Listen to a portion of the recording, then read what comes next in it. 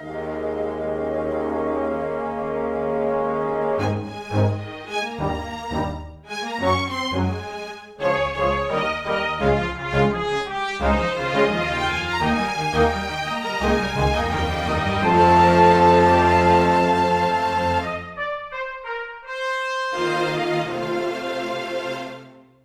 everyone. Welcome to Weekly Manga Recap, May 28th, 2025. We're back! Hooray! Huzzah. In case people were curious why there was no episode last week, I got sick with something. I don't know what. It wasn't COVID. I tested for that, but it was awful and basically put me out of commission from Sunday until like mid-Friday or something like that. I just awful kind of sickness. The kind that you like, this wasn't even like, oh, well, I caught up on my watch list or something. I couldn't look at a screen most of the time. Like, I basically, to make sure I didn't go insane from silence, just turned on like a Let's Player who I watch, who just, they just churned out. Like, YouTube knew exactly the mission, and I think I listened to that guy for like 58 hours straight before I was like, okay, I can never listen to you again now. But thank you. You did your duty getting me through the worst times. So we tried to get a recording in, ran into some technical issues. Even when I was trying to record, I'm still dealing with, actually. Yeah. And honestly, the episode we were going to try to squeeze out was going to be pretty truncated to begin with. So we did have to have a conversation about this week, because the notion of basically piling the weeks together would have meant doubling up on all the chapters this week, which would have meant we would have been talking about pretty much everything. And as much as I love Dear Sweet Nicholas and the audience, I don't have it in me right now to do that. I still kind of feel a little shitty at times. So what we're doing this week is we're just going to cover this week of manga, which means that the stuff that came out last week that doesn't have chapters this week, like Boruto and Dandadan, will not be discussed this week. And I'm sorry for anybody who's looking forward to those discussions. But it's that, or we make this episode a tremendous deal longer, and I just don't think I have the energy for that today, sadly. Yeah, stuff happens, you know. We're going to do our best to get through the week's chapters and also try and give a little bit of context for the stuff that we missed last week. There were a fair number of very skippable chapters last week, honestly. Like, for example, as it so happens, as a result of us taking that impromptu break, we're not covering Boruto, and you guys are missing nothing. It was one of the most nothing chapters I have read in years. We've been complaining, you know, every other chapter or so of World Trigger of like, nothing's happening, please move on. At least when World Trigger is kind of seemingly spinning its wheels, it's very deliberate pace of like, okay, we're just going to go through this very processed, regimented thing, because, you know, that's the thing that Ashar wants to do. There's character work happening here. You may not want to get into the crunchy weeds to find it, but there is character work going on. And there are little things that, you know, if you are really into the series, you can take note of. There was nothing that happened in this chapter of Boruto. It was characters reiterating things that had already been covered in the last several chapters, and a lot of speed lines. There were, as if to aggravate those of us who have been pointing out the number of speed lines in Boruto, there were an absurd number of them in that chapter. So we're not going to talk about that. I am bummed we're not going to be able to talk about Dandadan since there's no chapter this week. I do want to note that the Sharknado is extremely cool, and Vimola... It's not just a Sharknado, it's a frozen Sharknado. It's a frozen Sharknado. Those sharks are dead, but they do bite still. So it's a terrifying combo, really. I did... You made Vimola your MVP, I think. Vimola was my MVP because it really tickled me that she got all big to plug up the hole. And then when they were like, are you okay? She's like, yes, sharks are biting my back, though. Like, okay, but you're all right? Like, yeah, I guess as good as you can be in that situation. But In the interim time, though, we have a bunch of other series to recap. We are still going to cover all the stuff that came out this week, including extra chapters. So we'll talk about Spy Family, and we will talk about the Wild chapter of Syd Craft coming up, and a One Piece chapter that's had a lot of discussion for it. So we're still going to get out to all those. Yep, we're getting back on that bike. So, to begin with, it's Ichi the Witch, 35th Hunt Atone. We get a One Piece style battle map of like, hey, here is the town of Bakugami, or the kingdom of Bakugami, and here are the players involved. Yeah. Really like the only thing that we like really didn't have the context of before is like, oh, Richia, the princess, is up here at the palace. So there's all this stuff happening between her and the battle between Bakugami, Gokuraku, and Ichi, including Descartes fighting the Tapir Bakugami, and Kabuki being chased by the mob. All that's happening, and Richia is on the other side of town. But it's nice to be reminded of her because she is still very relevant to things, given that, she's the image that's being used to torture Gokuraku. Yes. And we get to catch up with the real Richia just for a little bit, as people are reporting to her that there's been a disturbance, and she's worried for her brother when she's told to just stay in the palace. We then catch up with Kamugi a little bit. She gets in communication remotely with Descartes. She's very upset because she's like, I can't do this. I've done.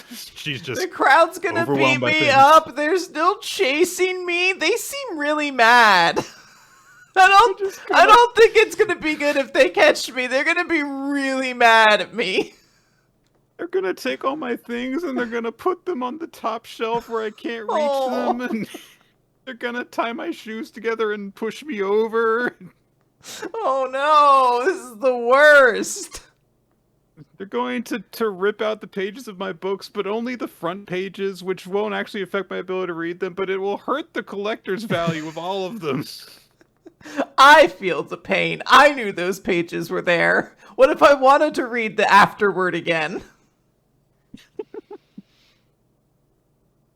Descartes, however, is, of course, pinned down by the Bakugami Tapir, and we get a truly ridiculous new spell from her, which is Rope Dragon!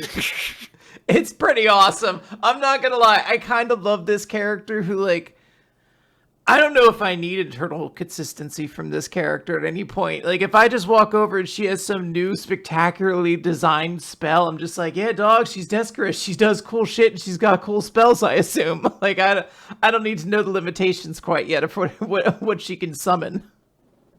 So the giant Tapir, she's just got this giant rope dragon called Yatsukami, and is just kind of holding it back from being able to rampage around. And she, kind of like notes stuff while she's just, passively holding this giant beast there. She's got like all of her other mirrors up as if she's, in the console of a battle pod.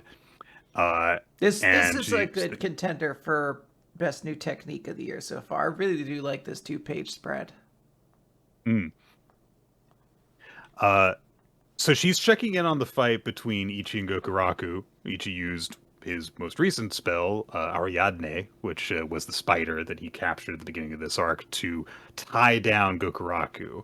And she thinks to herself, this is bad because I can't interfere by the rules of this capture. So I guess what I'll do, if it looks like Ichi's going to die, I'll just grab him and leave. I am going to have to do that because I have to prioritize his life and my life in order to do that. But she, knows that this is going to be down to Gokuraku and his internal struggle against the sadness, the sorrow that he's having to endure. And we cut inside his head at this moment to see that he is, in a field of flowers with Richia. And they're just having a good little time. She's making flower crowns for them. Very adorable. And it's very cute. But then Gokuraku mentions yeah, you've made so many, and you were always like, oh, look at what Mother taught me how to do. And of course, at that moment, Richia goes, Mother, and all the guilt comes out immediately. blood seemingly starts raining down. It's not blood, it's the sorrow, but it looks like blood. I was gonna say, I feel like you are meant to, in the first pass, read that as blood. And Gokuraku starts to sink into the flowers as if it's like a mucky pool or a swamp instead of a field. And a shape appears in front of Richiya, and it is their mother. And she says, "You forgot all about me, didn't you?" And she tries to apologize. She starts tearing up, and her mother points out, "You never bring flowers to my grave. You never even visit my grave." And Richiya starts crying and apologizing, but her mother just says, "Atone." And a knife appears in Richiya's hands. And Gokuraku shouts out to her, tries to stop her, but Richiya says, "Oh, that's right. I have to properly atone for my sin, and if I do this, you'll forgive me, right? Thank you." And she holds the knife to her neck, and we get a discretion shot as Richiya turns into flowers. It's okay. She just burst into flowers. That red stuff is sorrow. It's not blood. It's okay. It's sorrow, guys. That way, nobody has to be concerned. Don't tell your parents, you narcs. And at that moment is when Gokuraku, his head slips under the surface of the flowers and he starts falling into a pool. Like he's in the sinking place, basically. And he thinks to himself, enough. This is enough. I don't want any more. I don't want to hear anything. I don't want to see anything. I don't want to feel anything. It hurts. I don't want to hurt like this anymore. And he is clutching at his chest as he thinks this. But as he does so, a little light comes out from his clenched hand. And the little spark of light floats in front of him and says, "Hey, Gokuraku, what's family like?" Presumably, it is Ichi talking to him. So, Nick, let's say Ichi the Witch comes out in 2000 and, let's say, 8. What Linkin Park song is the AMV for Gokuraku going to be?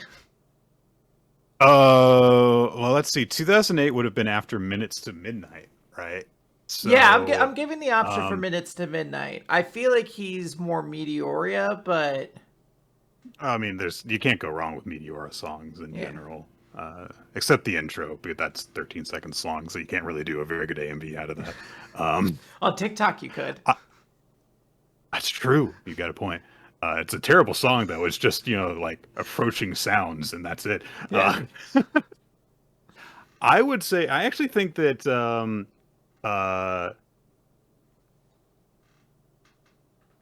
leave out all the rest, or would probably be a good for this particular sequence. I like that. I'm thinking you could do it that way first, and then you change the tempo a little bit, and then maybe Shadow of the Day if we're gonna do Minutes to Midnight in there. Shadow of the Day is such a good song. It's a great song. This is a great chapter. I know I'm kind of riffing on it with the Linkin Park bit, but I do legitimately like this chapter. I think this is an extremely cool situation. The art is like otherworldly in this series. Shiro's work is incredible. And it enriches the series in so many ways.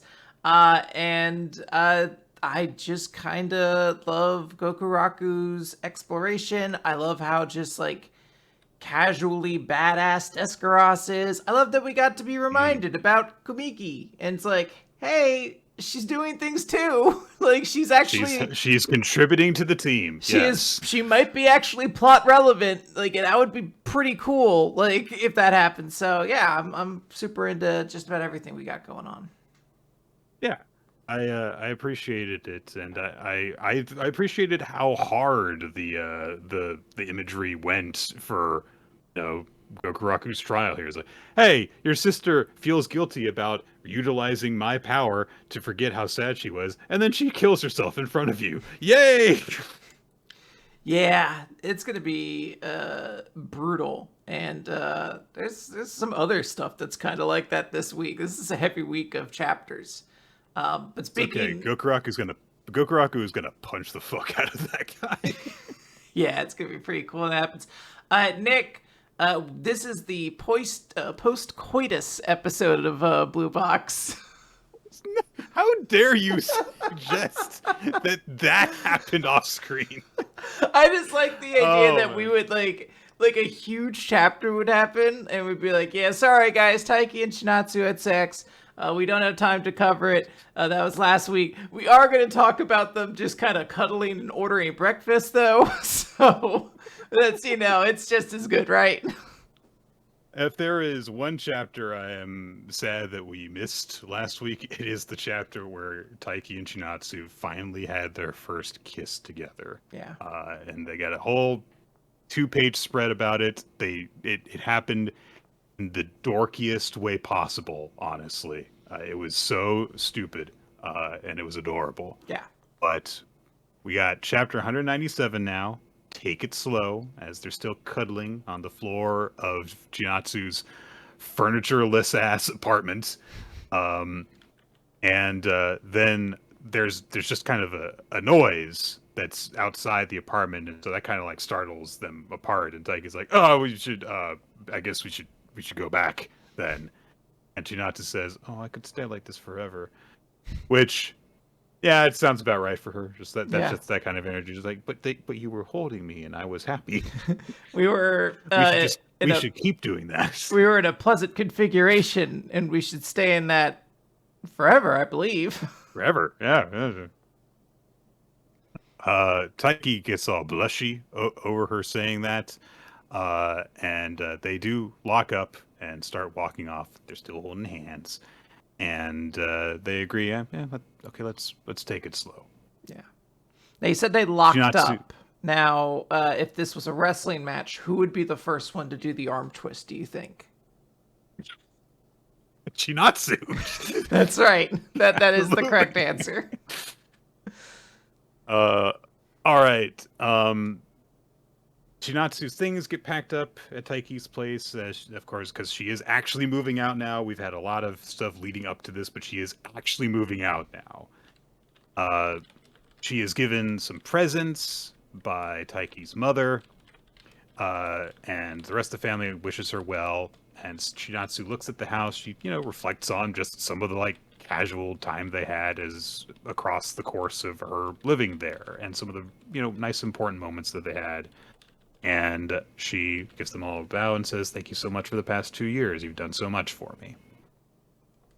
But before they go, they take a little photo together, group photo in front of the Yamada household. And then Chinatsu goes off, gets to her apartment, and now she's got, her bed laid out and a whole bunch of boxes. And as she's being dropped off, Taiki's dad says, "Unpacking stuff too." Yes, it is. It's awful. I'm getting anxiety just looking at Chinatsu, and she has this is like a Japanese apartment. It's like that room in a bathroom. It's nothing, But I think that's where half the challenge is. The next day, Taiki wakes up, and his mom's like, "It really is quiet, with one less person in the house now." So there's a cute moment where Taiki goes, "What's for lunch today?" He just shouts it, and his mother's like, "Well, don't shut up." She's like, "Why are you screaming? It's still 5 a.m., weirdo." You were saying it was quiet. And I was like, "Come on." Good little dorky joke. And then Taiki gets to the gym, and again, it just feels off. Like there is a literal hush sound effect when he gets there because Chinatsu's not there. But hey, her kohais show up. Those people that started showing up early, and so it's gonna, the way that school works, people cycle in and they cycle out. So This is just nice. I like this little touch that hey, this kind of tradition got passed on to some people. That's nice. Yep. We cut over to an entirely different matter, however, as Hina and Ayame are planning what they're going to do on the big class trip to Kyoto. And so they're part with a group of people I'm sure that we've probably seen in the background at one point or another, but I don't think they've at all been, relevant. Taiki is walking with Kyo Kyo. And he says, I'm glad that we really got our itinerary together nice and easy. And Kyo says, did you fix the mistake with the transit schedule? And he goes, oops. So, guess you didn't work it out, Taiki. Good job. Taiki happens to pass by Chinatsu's classroom, spots her, thinks of first the gym being empty, but then them making out. Honestly, they probably weren't making out. I feel like there was only lips involved in that kiss because they're such innocent people. But he blushes when he thinks about that, hands over his itinerary to one of the planning teachers, and then goes off, meets up with his group again. On the way out of school, runs into Shinatsu, and so they decide to go and walk to her apartment. And they talk about, hey, your class is going to go to Kyoto for your class trip. And she says, hey, I'd like it if you could bring me, a little thing as a souvenir. She brings up again something that has occasionally been happened between them was, I wish that we were in the same class because we could have just gone on this together with each other.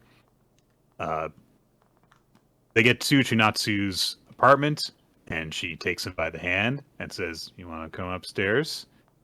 And Taiki pauses, thinks about the last time that they were in the apartment, and he goes, I would really like that, but my mom needs me to buy toilet paper, so I have to go. I'm sorry. And Shinatsu's like, well, then you better get to it. Not resenting him, just like, go do that, go be responsible. You can come over anytime. And then there's an awkward goodbye between them. But when Junatsu goes into her apartment, she flops down on her bed, and she thinks to herself, I think it's going to take a while for me to get used to this loneliness. Yeah. So we get that kind of like, without it being explicitly stated with Taiki throughout the chapter, and Chinatsu's just like, man, it sucks not having him around all the time. Yeah, it's a bummer, but I mean, they're gonna figure it out. They're just gonna be like, yeah, this sucks, and get through it. But like, yeah, the loneliness you have when you like live alone is just like a very different feeling. I say this as someone who really only discovered that feeling way later in their life than most people do, but like, it's one of those things like, oh, I have this whole space as me. Oh wow, this is weird. I don't know what to do with. Why is no one talking? Why haven't I heard anyone walking around? First time that I actually really properly lived on my own was when Nicole had already moved to this area and had her own apartment. So I would just go to visit her all the time, even when I was living alone. And then it got to a point where, like, not even halfway through my lease, I was just like, maybe I should just, like, stay with you. So I've never really had that for a protracted period of time. I've, like, spent, like, summers in an otherwise empty apartment because my roommates weren't there for class. Sure. But it's different. It's a different feeling when you're like, oh, I'm the only person who will be here today at all, and for the foreseeable future until plans and arrangements made by me occur. Like, only you, yeah. So yeah, crazy stuff. But good chapter. Very sweet. I do love hearing it loudly from Chinatsu and quietly in Taiki's life. It's good stuff. Chainsaw Man. It's chapter 204 with one life. Bad things are happening because a building has collapsed around Asa, well, Yoru, and Denji during the fight that they've been involved in. And since the building is in a wreck, Yoru declares, the building is in ruins, so therefore, it doesn't belong to anyone, so therefore, it's mine! And she holds her hand out, my building sword! And the building turns into a sword? You can still see the pattern of the windows on the sword, and it doesn't look very edged. I was gonna say, this doesn't look like this seems like a sword if you got it in an MMO, you'd be like, oh, this is kind of cool, but like, I'm gonna get a nicer one. To like transmog, because this kind of looks like shit. This is like the rare drop, but it's like the one you get for being in the tutorial, so everyone has the rare drop, so it's not actually that special, even though it's got the shiny around it. Yeah. And you're just like, but come on, like, I mean, everyone can get it, but isn't mine a little bit cooler? Yoru falls through the air. Denji twists around and catches her in the most dignified manner by going "Humph," and then going "Ow," which presumably is because he did technically land on his feet, but he was like flipping through the air to do it. Yeah, Yoru spots the he falling kind devil. of feels like he's landing like a cartoon or something like that, and he's like carrying something really like he's landing like on his feet, but it seems like exaggerated. Yeah, and you're like, his ankle should be shattered. I know he's like superhuman, but like the dude's feet should be fucked up. Yoru spots the falling devil floating in the air and goes, "I'm strong enough to kill her now. Hey Denji, I'm gonna go kill her. So you go kill the other one." And she just runs off with her sword. She's like, I'm stronger now. I can kill this one. Goodbye. I gotta catch you later. The fake saw man, now with big human arms, approaches Denji, who acknowledges, like, I guess I just gotta, like, do this. So he turns to the fake saw man and says, "Hey, I won't kill you if you set all those people free. You can't beat me by just swinging your arms around." And the guy starts to swing his arms around, so he goes, "Oh, damn it, fine." And Denji, in typical weird Denji fashion, they're meeting in the middle of a crosswalk to fight, and so he dodges a punch and says, "Don't cross on a red light!" And cuts off Fake Saw Man's head. Very, very, very easily, and then just bisects the entire body when it keeps moving. But splits it clean down the middle so he doesn't harm any of the people on either side because they're on the extreme parts of the body. They fall off and turn back into regular naked people. And they're fine except for that one dude who got punched into the ground and probably needs to go see a dentist. Yeah, he had a rough one. They're fine. But otherwise, yeah. It's like some of the best NPCs to end up if you had to be any of the NPCs in that universe. You're like, for as bad as that situation got, I came out of this a lot better. I'll buy new pants. It's fine. I think Denji may have hit a person when he did that, though. Not sure, because there is half a face trailing off of his shirt. He's fine. I mean, look. How many people were in that? That was like 8, 9. That's like Rush. That's better odds than Russian roulette, Nick. We see half a dozen healthy people. Yeah, admittedly, that's better than Russian roulette odds as far as I'm gonna go. So, like, if someone was like, you either be molded into the chainsaw body or you had to play Russian roulette, I'm like, well, I'm gonna go with the one. I know at least 6 people survived that one. Now, we do point out that the fake Saw Man's face is one that Denji is asked if he recognizes, and I'm not sure if the idea is that that's actually fake Saw Man's face, and it just, was cut in half, but which would make sense because he just cut fake Saw Man in half. But I don't know. Either way, he approaches the naked free people and says, "It's a good thing it worked like in a video game, huh?" And everybody runs away. And, yep, so no thanks for Denji today. And he just goes, oh well, it is what it is. When the guy's face drops off of his body.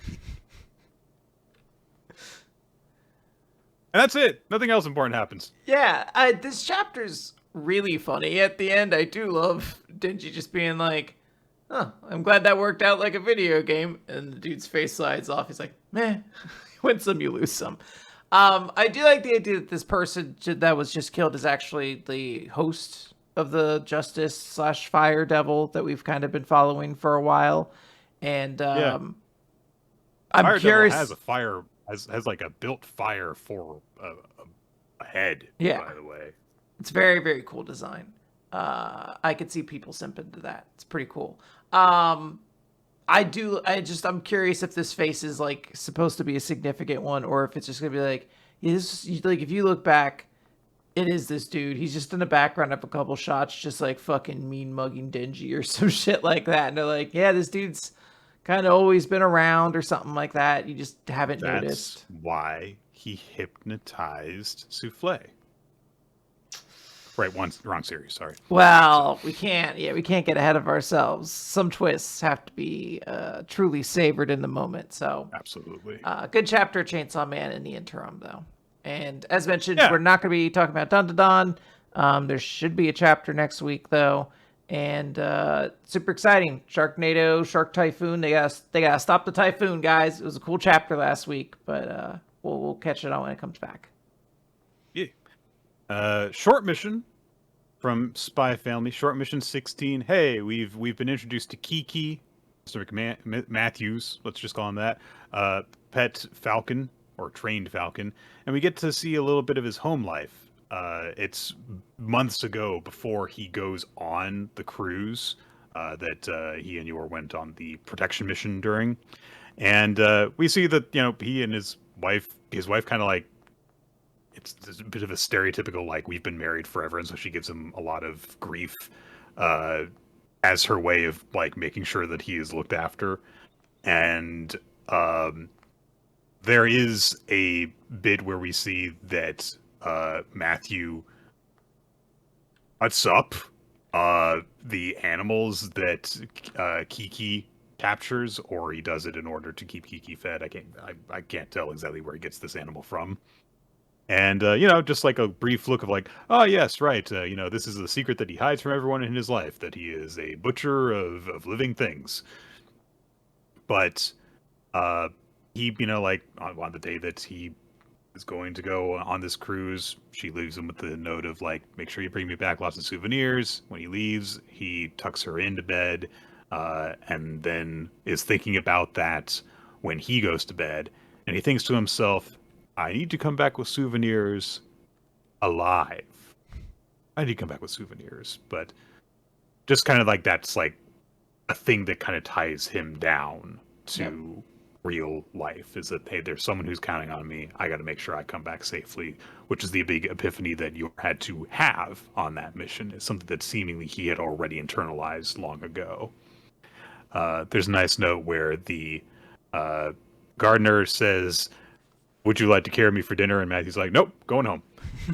I'm clocking out. I'm going back to my wife. She, again, like, because he's kind of beaten up after facing all the assassins and everything. She says, oh, I bet you haven't had anything proper to eat, so I'll make you something to eat. And he looks at her with genuine, happiness. Like, it's not like super. It's not a big expression, but it's a very. There's a lot of deeply felt one, appreciation in it. You can tell, yeah. And that's it.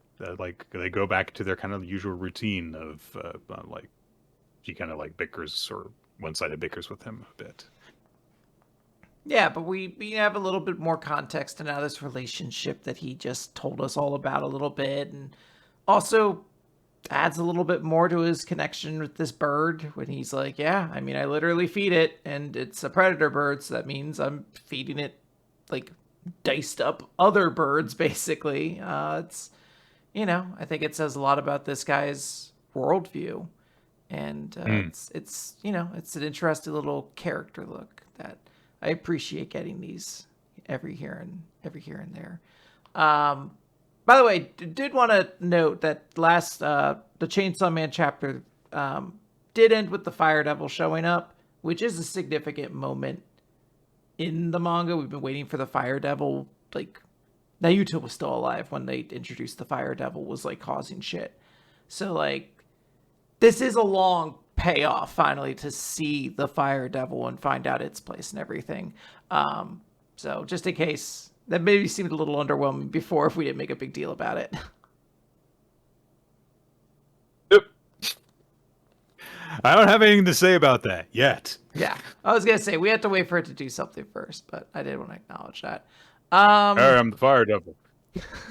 Hey, what up? I make fire. They're like, oh, because you kind of seem like you might do some esoteric stuff too. No, just fire. I don't get paid for the other stuff. So are you like, the duality of the like destructive and life-giving aspect? Kind of hot and I cook stuff. Yeah, that. Like you're the hearth, but also like a raging flames. Like, I'm fire. And I burn you. I don't think about this. I don't. I really don't think about this stuff very much. Yeah, I'm not one of those deep devils. They're not. There's no symbolism in me. I'm just here for a paycheck. My head is a living flame. It is very difficult to have deep, profound thoughts when your head is a living flame that is constantly going. It's very hot, actually. You think that as the fire devil it wouldn't bother me that much, but man, Minion over there. I am fucking sweating every day under this fucking space toga. You know what I would love to have? Ice cream. Very big problem when you were It's a made of challenge. fire. I don't always have a mouth. It's not always corporeal, and when I do, it's surely just melting the ice cream. It's awful. All right, All Nick, right. we've had our fun. It's time to talk about Embers. Remember the name. Remember the name. Chapter 16, Boredom. Hey, last time, Urabayashi was forced to put in, using Nerima. That we got one goal that was put in, and so they've decided, all right, we can't win this match without Nerima, so he's coming in. He enters the match, and Yukizuki flashes back to the previous year when they got their asses just handed to them by Kuribayashi, 5-0, and everyone had just been completely broken. But she thinks to herself, we've planned for this, and we're not the same as we were last year. This time Haitani manages to steal the ball away, and so Yukizuki, and so everyone's thinking like, oh, huh. Wait a minute. Why is Kurobayashi not upset that we've stolen the ball again? And so like, all right, Kosei's going to score. They pass the ball up to Takami. He zooms past the defense. He's going to shoot. And immediately Kurobayashi's coach just goes, oh, well, this doesn't really matter to him. And Nerima is just on Takami. He's just there. He appears like a ghost and snaps the ball away and darts around and goes the other direction. And Takami just thinks, he beat me? He beat me? At speed?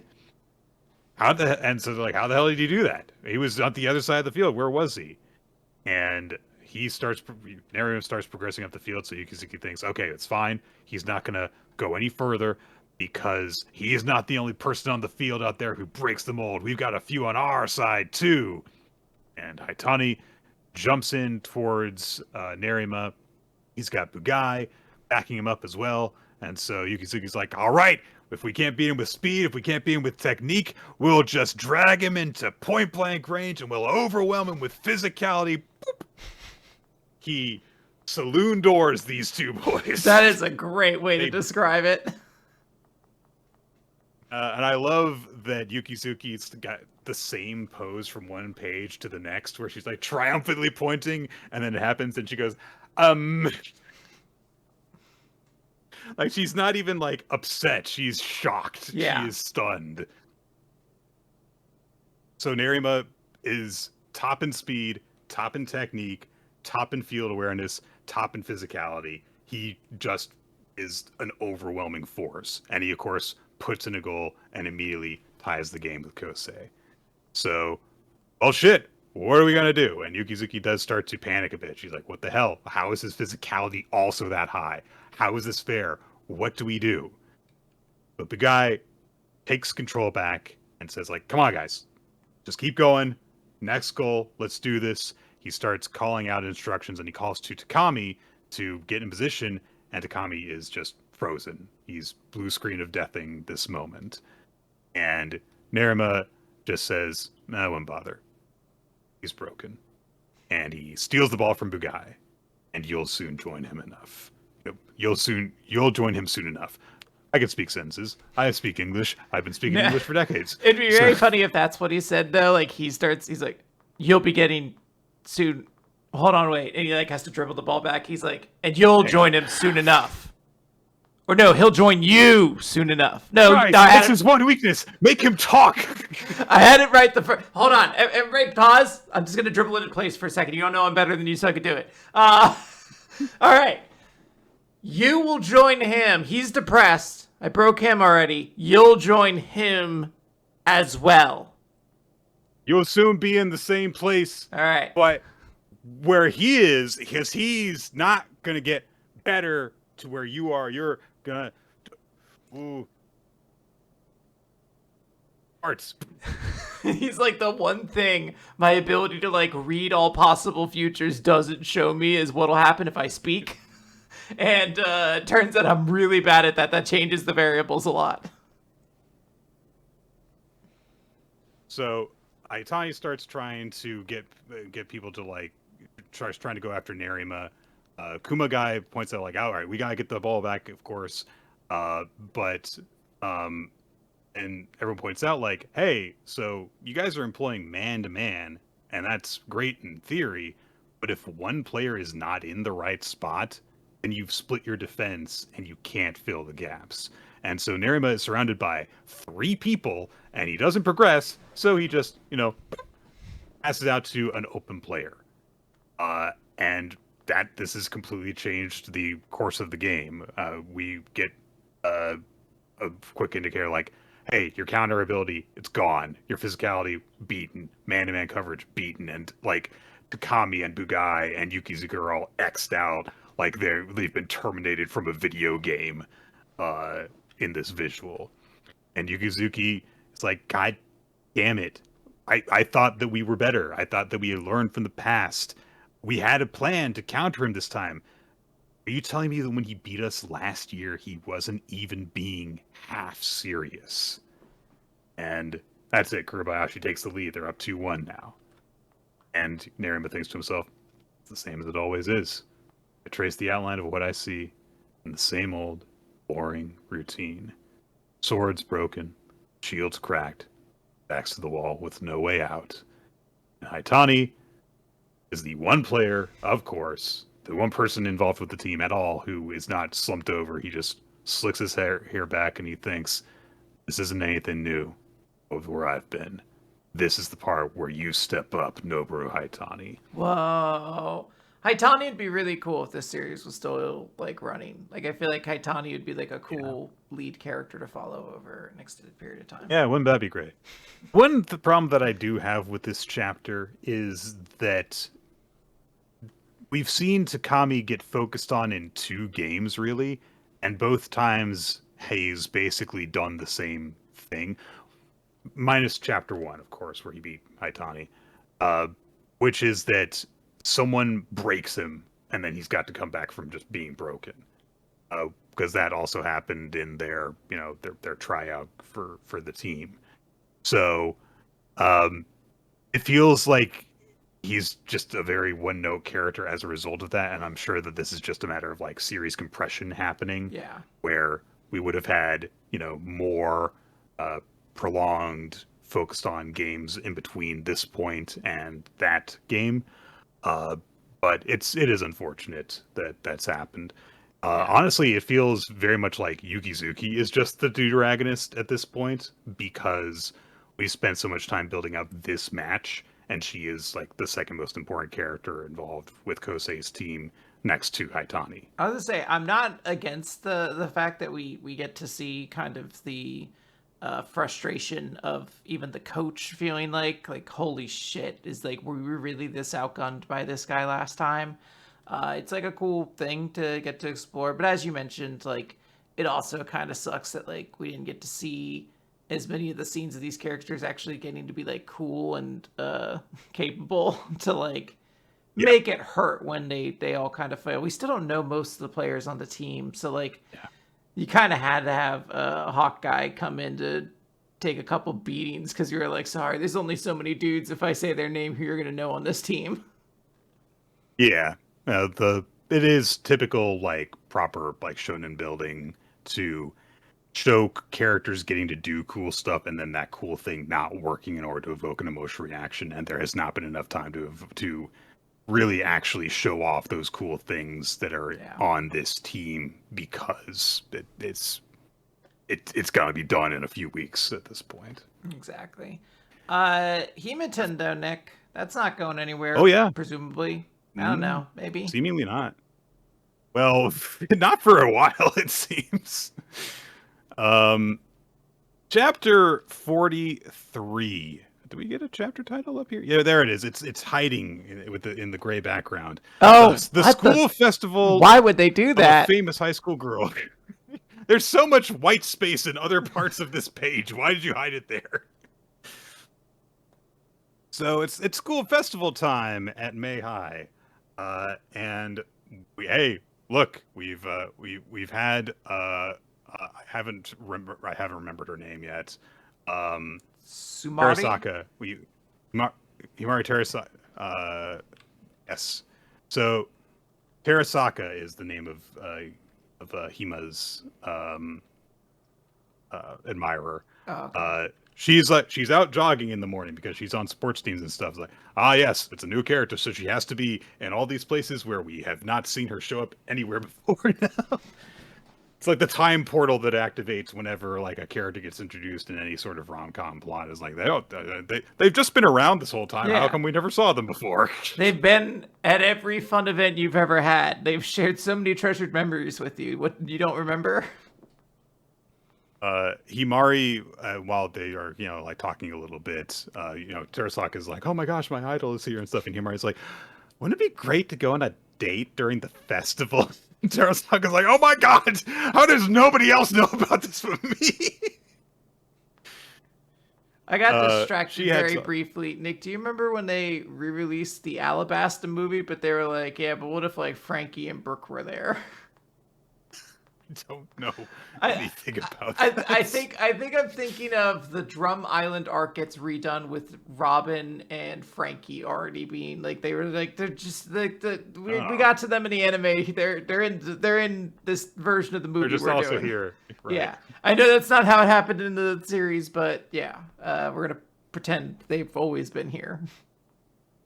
Shut up. Don't you want to see Frankie hanging out with some? He's gonna fight those rabbits or something. I don't actually remember what Frankie does in that movie, if anything.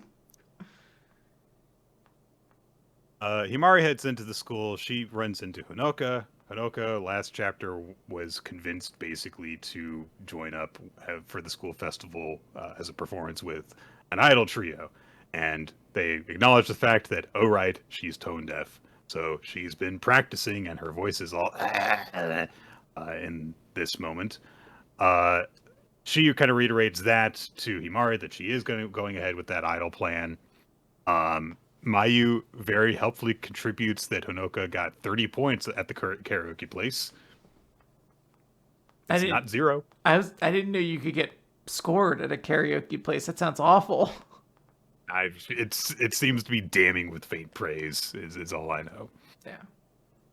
So, Himari says like, "Oh, this is really great," and she wants to go and see the performance. Of course, she catches up with Iamori, and when she spots that he's kind of like got a grin on his face when they're talking about it, she's like, "Why do you have that grin on your face?" And he's like, "I'm just excited because I didn't expect that Honoka would, do that, and she's giving it a try, and we get to see, her like be an idol because we're at her school, so it's like a special thing that only we're ever going to get to see, basically." And Himari, who has recently acknowledged that she has a crush on Iamori, has a bit of the jealousy biting in this moment. But also, in addition to that, is the fact that she's not getting to do any special club or festival stuff because she's girl boss, influencer, model, blah, blah, blah, all these things. And so she gets asked to not do anything later in this chapter. After we get Kana saying that oh, I'm going to get to do a fashion show, and then the teacher pulls Himari over and tells her keep a low profile, help out in the background and stuff. So Himari goes into undercover mode, which means putting her hair in braids and glasses, which does nothing to make her look less adorable. Terasaka is there, and she very rightfully is like, she looks great in glasses too. Yeah, she looks incredible like this look. I don't.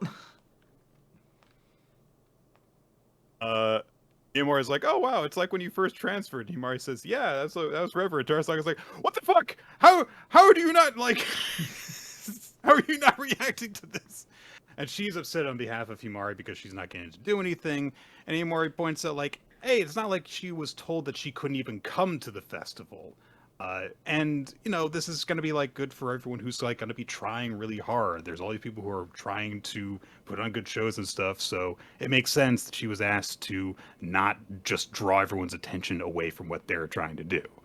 Uh, there is a line that is drawn between Kana and Himari as well, because Kana, her career is starting off, whereas Himari already has like her own brand and is an it girl and was already well and truly famous before the series even started. So Himari points out the silver lining of this, which is, hey, she just gets to be just like any other girl attending this school and just attend it normally. So that's nice, isn't it? And when Himari hears that, she's like, I guess you're right. Yeah. And Sarasaka thinks to herself, stop making sense. How dare you make cromulent points?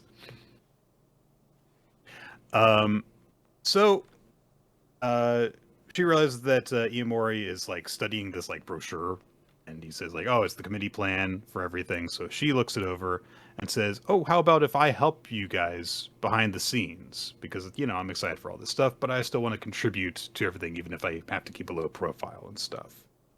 But Terasaka says, well, then that means you're going to have more free time then, Iamori. Then Himari is the only one who loses out. How is she supposed to enjoy herself when she has to watch out to make sure nobody notices her? Is her whole experience just going to be helping you? That sucks! She says bonkers. This is her catchphrase. She also says, I'm out, as I assume she walks out of the scene. That's her walking out of the scene, which we don't see. Oh, okay. We could have added some really crazy Foley work there, though, like a piano crashing, stairs falling, like a submarine, like a submerging sound effect. You're just like, wow. I'm okay. There's a stamp collection thing that catches Himari's attention, which is definitely not going to come into play later on. Himari says, like, hey, if you're worried about, like, drawing a crowd, I can, like, watch over you and watch out for you. And Himari hears, oh, Himari wants to spend time with me, lights up, says, I would love that. And Himari's like, oh, yeah. Okay, then. Cool. And Himari her foot is popping. Like, she's like, yay! Yeah, she is having a great time. She's got the foot pop. She's so excited, being like, yeah, let's look over this menu. I gotta learn all about the stamp thing we're doing or whatever. Arasaka is over, like, with her class helping out there a bit, and she's like, she's getting the fucking date that she wanted! What the hell? That's it. Yeah. Hey, School Festival arc is happening. It's adorable. It's very, very, very sweet. Excited to see this festival go down and what cute little things they end up doing during it. Yep, it is a required story arc for manga of this sort, but I always look forward to it whenever we get something like this. Yeah. All right, Nick, we have the third chapter of Altar of Flame to talk about. Altar of the Flame. Altar is being sent to meet with the hero on Mead Mountain, known as Sixten of the Full Moon, which we were told that Sixten actually trained the captain when she was about Altar's age, which means that he is old, especially for, like, medieval and Viking, etc. times. Mm-hmm. But Hyuga is there and is like, hey, check it out, I've got a chibi form. Turns into a tiny flame with her face on it, and she says, this is low flame mode, Hyuga. And it's, it's helpful because that means that because it's a smaller flame, that Altar won't be using more of his strength to maintain her. But Altar takes that and reflects on, like, oh, this is making her worry about me because I'm not strong enough. I need to get stronger so that she doesn't have to worry about me. In the last couple of chapters, this one and the previous one, we've been getting more details on Hyuga's appearance that I think make her very fun to just, like, watch do things. Like, when she talks, if she's got her mouth open, you can see little sparks in her mouth. I didn't even realize in her very first appearance she's got 4 arms. Yeah, she's got Which, multiple arms. oh yes, but 4 arms. What's so significant about forearms, Nick? It's better than As opposed to multiple arms, Quinn. Okay. I have multiple arms. I'm just saying she's not that much better than us. All right, so traveling happens. Fieldya extends a hand from her little flame to point out, like, "Hey, look, there's a dock over here, which is cute." But as they come across a campsite, Ultra quickly analyzes a lot of things that I will not go into the detail on, but he realized, like, it's important that you turn into a big flame so we can defend ourselves, because something bad is going to happen here. There's all sorts of stuff I can tell just from looking at this campsite, like how there's no cuts on the wood. All the firewood was broken. Someone ripped.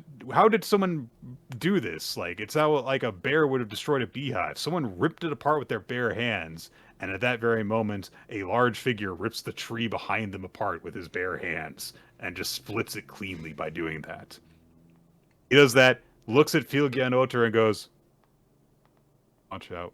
Yeah, very quietly at that point after ripping a fucking tree in half. He splits the tree into a bunch of long splinters, uses one of them as a skewer for a massive, it looks like a giant moray eel or something like that, and starts roasting it just by the fire there. Yay! And then a smaller figure, a young woman it seems, comes out and says, like, "Hey, Sixten, yeah, there's some really powerful magic close by." Holy shit! Because, like, Otter and Fieldya are just joined in and are helping to grill this fish. And that's just what they're doing. Yep. So you just walk up and up. casually see the existence of God before you, like, ah! God's here. He's joining us for dinner. They get a bit of catch up off screen, and so Sixten says, "Oh, okay, so you're here." I was wondering how they were eating that fish, and I feel like ketchup would be, you'd need like kind of a sweetness to get it down, so that does make sense. I mean, it depends on the fish itself, I suppose. I have no idea. I've eaten fish, I think, twice in my life, and both times I found it the most revolting. I cannot stand fish. It's okay. Absolutely abhorrent. I don't know how anyone eats it, but that's my cross to bear, unfortunately. Okay. The large guy is, of course, Sixten, and so he is ripping apart this. He calls it a salmon, big fucking salmon. And he says, "Oh yeah, you can have the salmon stomach. It's the best part." The woman introduces herself as Sixten's apprentice, Etopirko. And they exchange meat and stuff, and then Sixten's like, "Okay, yeah. Why are you here again?" And because they just said they're here to be your pupil, and this is just kind of like Sixten's thing. And so he agrees, like, "Okay, yeah, train you, secret technique." Actually, I might not be able to do that. It's very calmly says this. And he says, like, "Yeah, I'm against kids going on the battlefield. I think that those who aren't warriors should die in their beds, and kids should not have to die at all. And you might be able to earn this firepower, but you're a kid. You're not a warrior. I can't help you go to your death. Once you become my pupil, you're going to train here until you become an adult. Are you okay with that?" And Otter's like, "Well, no, because we got to, like, get going after this." There's an active war, unfortunately, going on, so the timeline doesn't work for me, brother. So Etopika points out, like, "Hey, Sixten, like, kingdom invasion, that's happening. And also, like, you can't judge this guy by his age. You're like, I'm also a kid." And Sixten looks at her and says, "Oh, kid. You're right." It's like he just realized this. I love this guy. So, but he's still kind of uncertain about that. And then he's like, "Oh, I'm kind of confused here. So I think I have to give you a test." And Otter's like, "Oh, a test?" And immediately turn the page, and Sixten is turned into a monster that is reaching towards Otter. And he just says, dodge this. As he is 2 inches from Oter's face. Great visual. Oter dodges out of the way. And Sixten's like, oh, that's impressive. You dodged, even though you were hit with my bloodlust. Most people just get scared and they freeze. But yeah, so that's it. If you don't get appraised properly by yourself or by others, then that's not enough for me to like entrust, your life to me. So what's important is if you're an asset of war, are you a warrior or a child? Convince me not with words, but through battle. He says if Oter can hit him once, then he will acknowledge him as a warrior. So Filgia looms up. She's getting ready. She starts going into her battle form and is like, all right, let's do this. But Oter says, hang on, I got a request.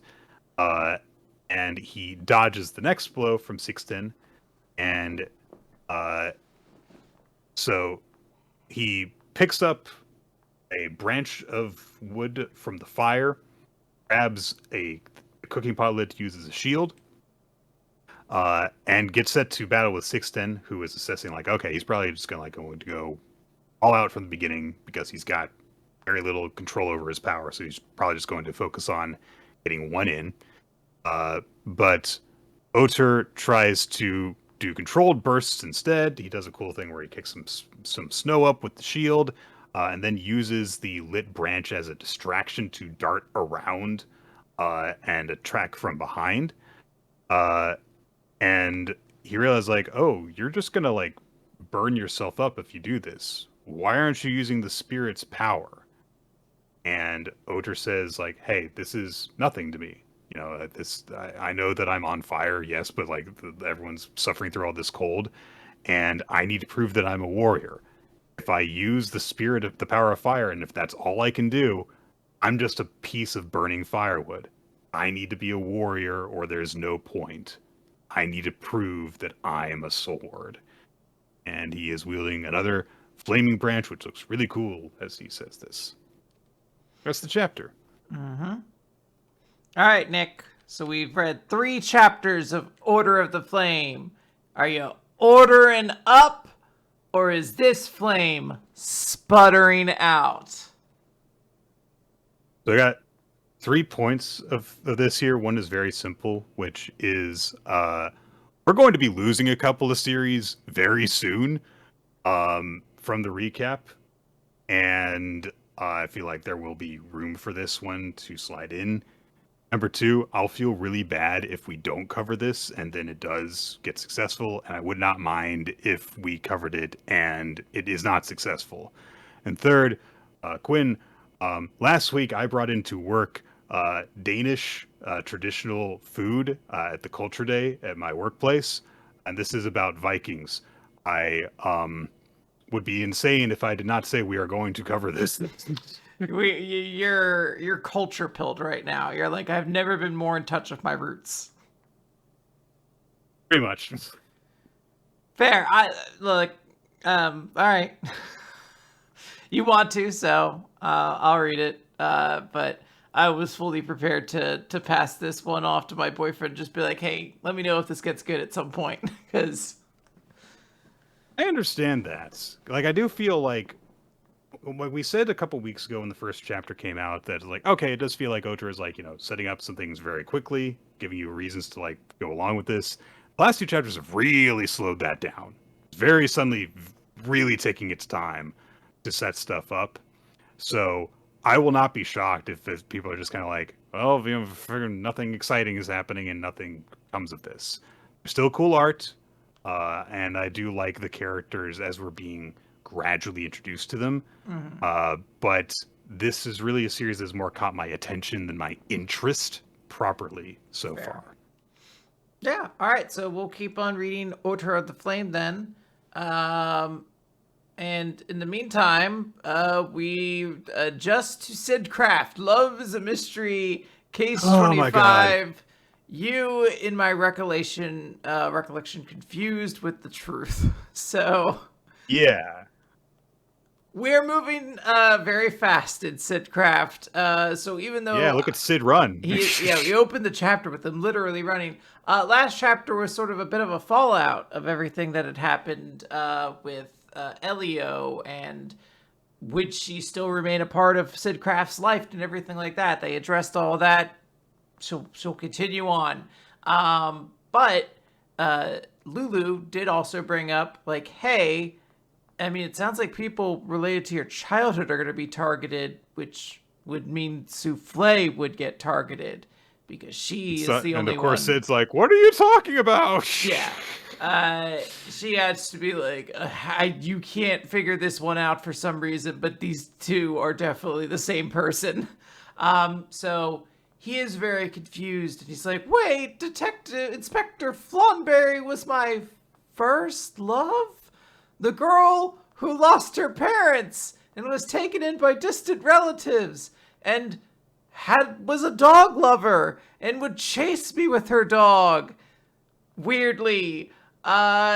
No, none of that That matters. feels like an important detail that's going to come back in. Like, they really stress the dog in this moment. Well, because this was something I think was supposed to be very slowly established over time, and like the clue, like, you know, this was supposed to be like a Mr. Policeman, I gave you all the clues kind of moment, but instead the series doesn't know if it's surviving, so it's just like hard cranked. It's like the rails are on both sides of the track at this point, and it's double tracking at this point. Syd runs past Souffle, who's like, were you looking for me? And he's like, what are you doing here? You're just supposed to be someone around you, someone dangerous. And she's like, well, I don't see anyone around like that, and if I did, I would obviously beat them and arrest them. So don't worry, Syd Craft, I will never be outdone by you. And she offers him a seat. So he sits down, and Souffle says, you know, it feels weird, but thank you. You always come to my rescue, you know, on the train, on the Elfie, in the entertainment district.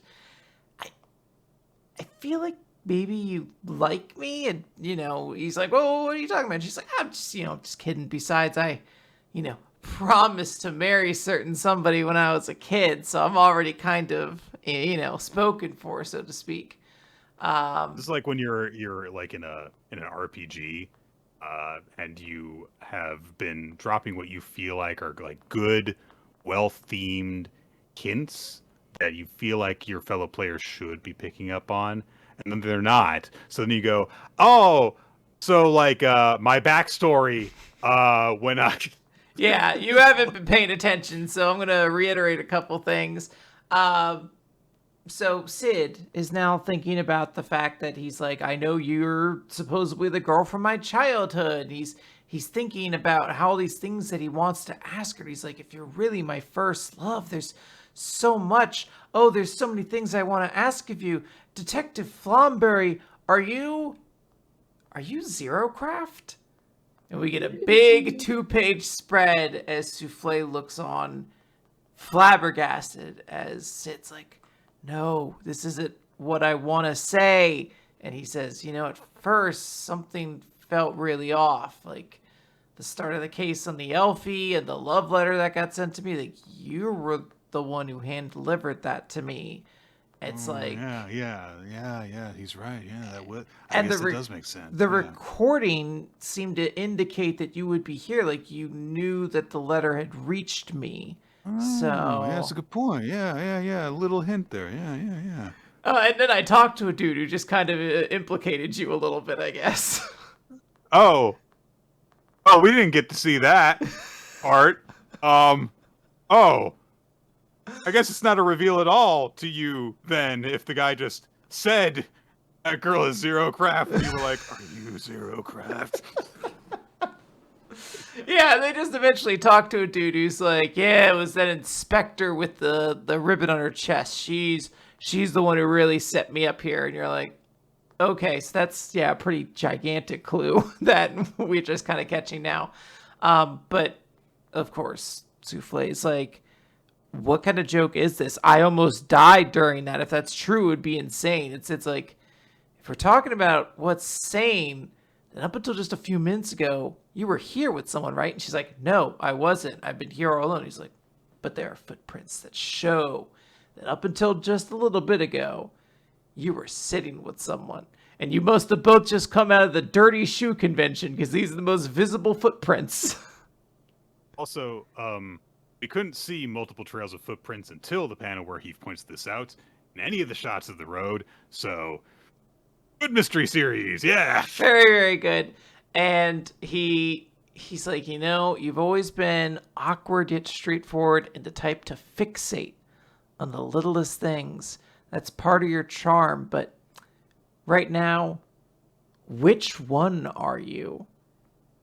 And Souffle doesn't know how to answer that and just says, no, if this is too cruel to be a joke, if you're saying I'm not sane, then show me proof.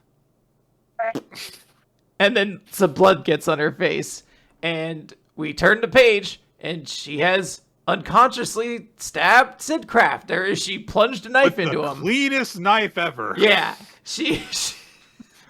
it has like a little repulsion effect. It's like magically enchanted, so it repels all the blood straight off. She like wind scarred him in order to do that. She stabbed his coat, and he felt bad. He was holding his ketchup in there, and she removed the blade just not to remove my ketchup.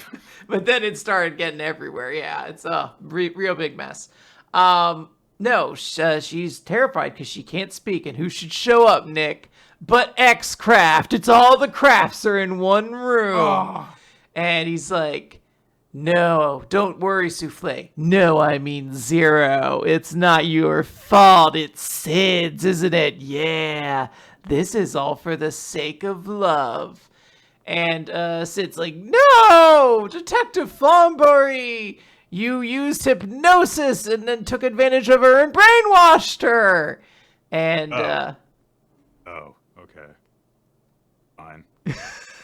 Who knows? Who knows what's actually the truth in this situation yet? We have it feels like Quinn. We have a big flashback, I presume, to get to next week. He just says, how does it feel to have your love torn asunder? How does it feel when the person you love the most is the person you hate the most? And then we get a flashback to be like, you're Toby! And Nick... Again? This son of a bitch, it's Toby! Toby, you piece of shit!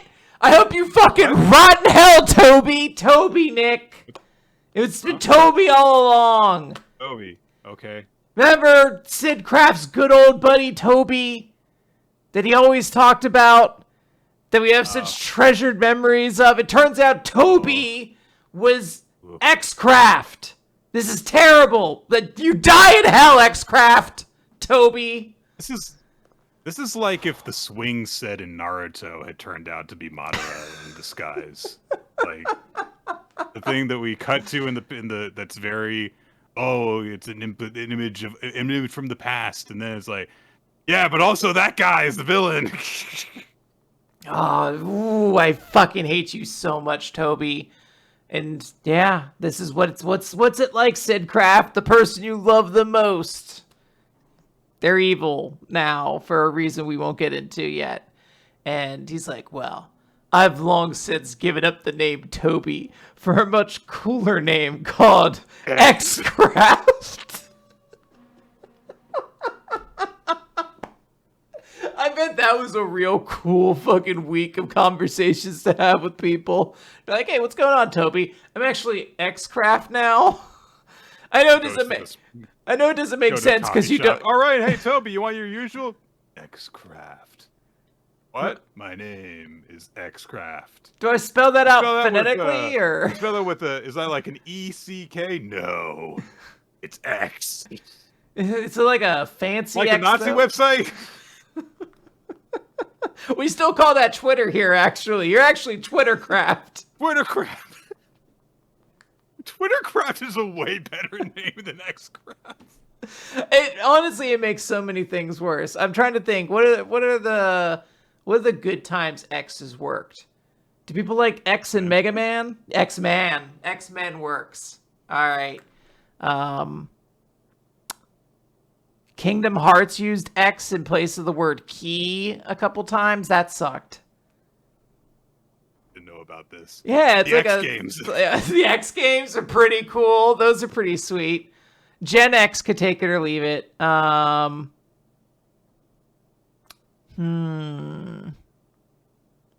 X-rays, those are pretty sweet.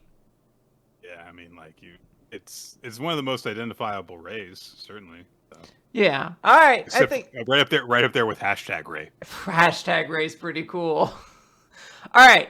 I don't even remember where we're at. Syd Craft gives like a little goodbye to this guy, and he's like, "Yeah, it's too bad you're already dying, though." And Syd Craft goes, "You could fake your name, but you can't fake your true form, Toby." And Inspector Flombury. He seemingly did for 25 chapters. So no, but now Sid's seen through the heart of it, and you can't hide your true form, Toby. And also, Detective Flombury, the same goes for you. And then she passes out. It's been a busy day for her. She wakes up in a wedding dress in a chapel chained to some kind of, I presume, holy relic. This was like Jesus's bed frame or something like that. And she's in a wedding dress. And I guess Zero Craft is trying to marry her. yeah. And Souffle is also, she has to figure it out, but she just has to say it to the audience. She's like, wait, so was I always X or Zero Craft? And X Craft's like, yeah, you always were. You're responsible for all those cases. You're so dirty and sinned, you can never go back to the police with those dirty hands. And you can't become a great detective either. So your only real choice going forward is to live with me as Zero. And yeah, it's kind of hard. Souffle just goes, I can't. Please kill me instead. I cannot possibly live like that. You can't live as a villain? Nah, I'm married to you weirdo. It's a wild thing to say when you've been put in a wedding dress and you're strapped to a wall, but you're just like, just kill me. That sounds better. And he's like, nah, let's just forget about all this and, go back to back then. I'll make you forget everything. I'll erase your memory, basically. And Souffle is crying. She's like, Syd, I'm so sorry. When did I start having feelings of you, regardless of Psy? And then she remembers what he said when he was stabbed like a moment ago about you can't fake your true form.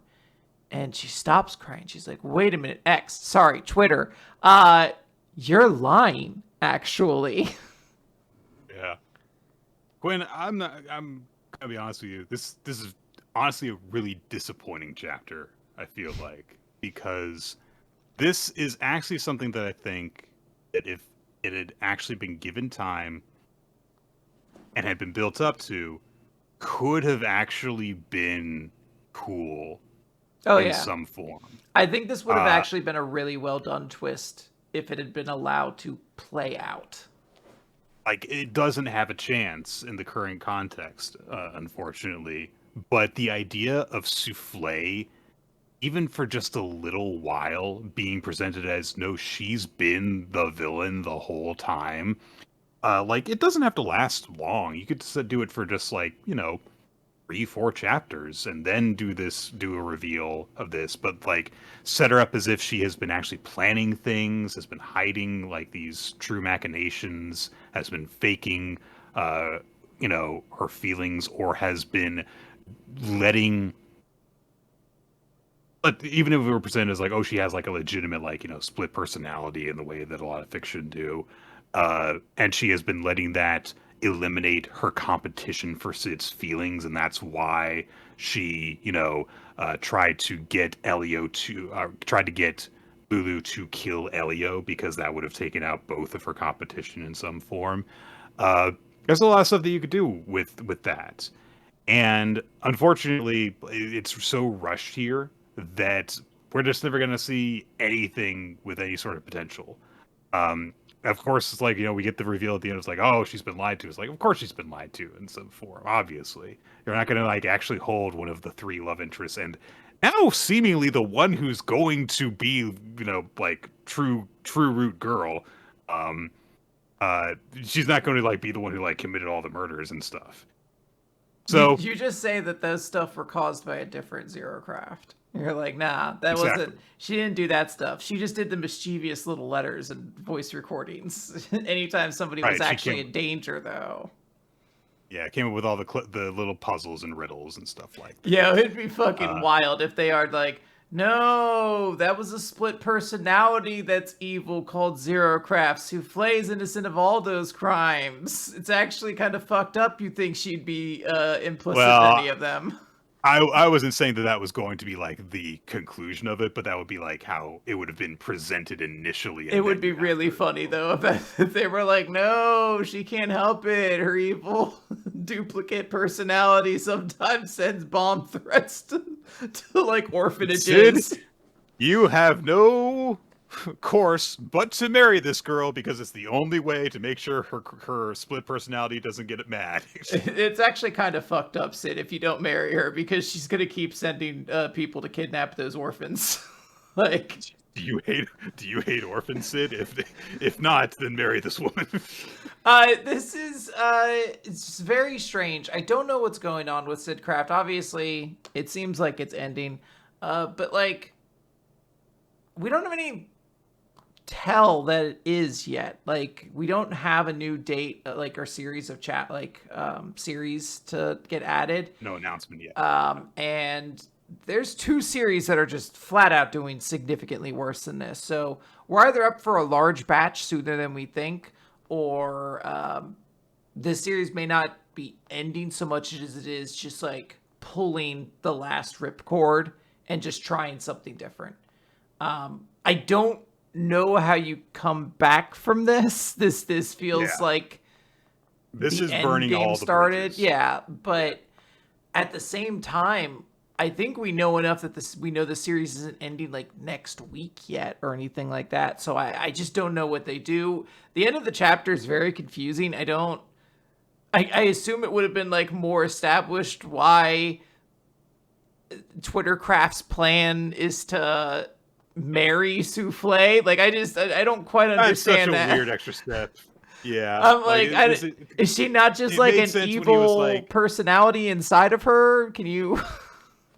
It's a very different thing of like to go from it's like, oh yes, I can trigger her Zero Craft personality with brainwashing wherever I want, to then go to and now I'm going to tie her up and marry her. Yeah. Wait, what? And of course, I will now elope with you against your will. Like, you can brainwash me. Why don't you just brainwash me to the side that says, yeah, sure, dog. This is all a sham. This is all a fucking monkey circus. It's because anyway. every time I tried to brainwash you, whenever you would say yes, you would say, yeah, sure, dog. It sounds very insincere. He's like, every time you throw out dog, and I'm sorry, I just want a nicer wedding day than that. You wouldn't stop throwing gang signs whenever we were walking down the aisle together. You called me B? You were like, sure, B, that sounds good. My name's X. It's not the right letter. One time we got all the way up to our honeymoon and you said, all right, now let's get crunk. And I just really didn't do it for me. You said, let's get this diggity going. And I had never heard you use the word diggity before. It was kind of shocking. I'd hope you understand, right? Oh my god. Yeah, I'm going to, if you are correct about like, it's not going to be done in 3 weeks, my thought is maybe we just get another We Never Learn ending, and this is just how Sisui ends all of his series, and it's just like, branching ending every single time. I know I spent 2 chapters with one of these love interests for Syd, but she's getting her own ending. You want to see what happens when Hakua gets her happy ending, yeah. That's right. I also need to see, like, we're never going to get another Misery Madcap? Nick, how am I going to know if she's still inherently a good girl? All right. That's going to do it for Syd Craft. We'll see what its fate is in the coming weeks. Yep. But for now, let's do Ultimate Exorcist Kiyoshi, Chapter 45, Tsurugi Hijiri versus the first Demon Lord, Tonjinshi. We get a flashback to when Tonjinshi was freaking massacring some exorcists in the past. and squared off against a cross paladin with lots of ear piercings and glasses. And he promised, like, I'm going to send you to hell. So they square off against each other, and we get narration saying that Tonjinshi was just a man-eating beast. The first demon lord. No one has ever crossed blades with him and lived to tell the tale. And we see him squaring off against this exorcist, and the next time we see the exorcist, his head has been removed from his body and is pouring blood onto the floor. Holy shit. It's very, very violent for this series, I feel, which has been, obviously it's featured a lot of action and stuff, and it's featured, like, shonen damage and everything. That's gory as hell. In the present, Tonjinshi is, of course, squaring off against Hijiri, and so he says, yep, my blood is boiling, it's the perfect time for a drink, and he drinks from, a traditional flagon, and then spits the booze out onto the wound that Hijiri gave him in the previous chapter. And he says, yeah, I prefer not to let my wounds heal. And it, immediately scars over. And then Tonjinshi starts acting kind of drunk, and he's like, I just look really cool when I got scars. And, yeah, we swing immediately from, oh man, this guy cuts people's heads off, to, look at the goofy drunk guy. It's kind of funny. You do forget sometimes that Ulster Nexus Kiyoshi started off as like a gag manga. So, he immediately points at Hijiri. He's like, "You think I'm lush? I can handle my drink. Screw you! I'm going." And he brings up that Hijiri is the third person ever who has actually managed to cut him, and that's it. And so he draws his sword, the demon blade, rattling bones. And he says, even other demons know the fear is...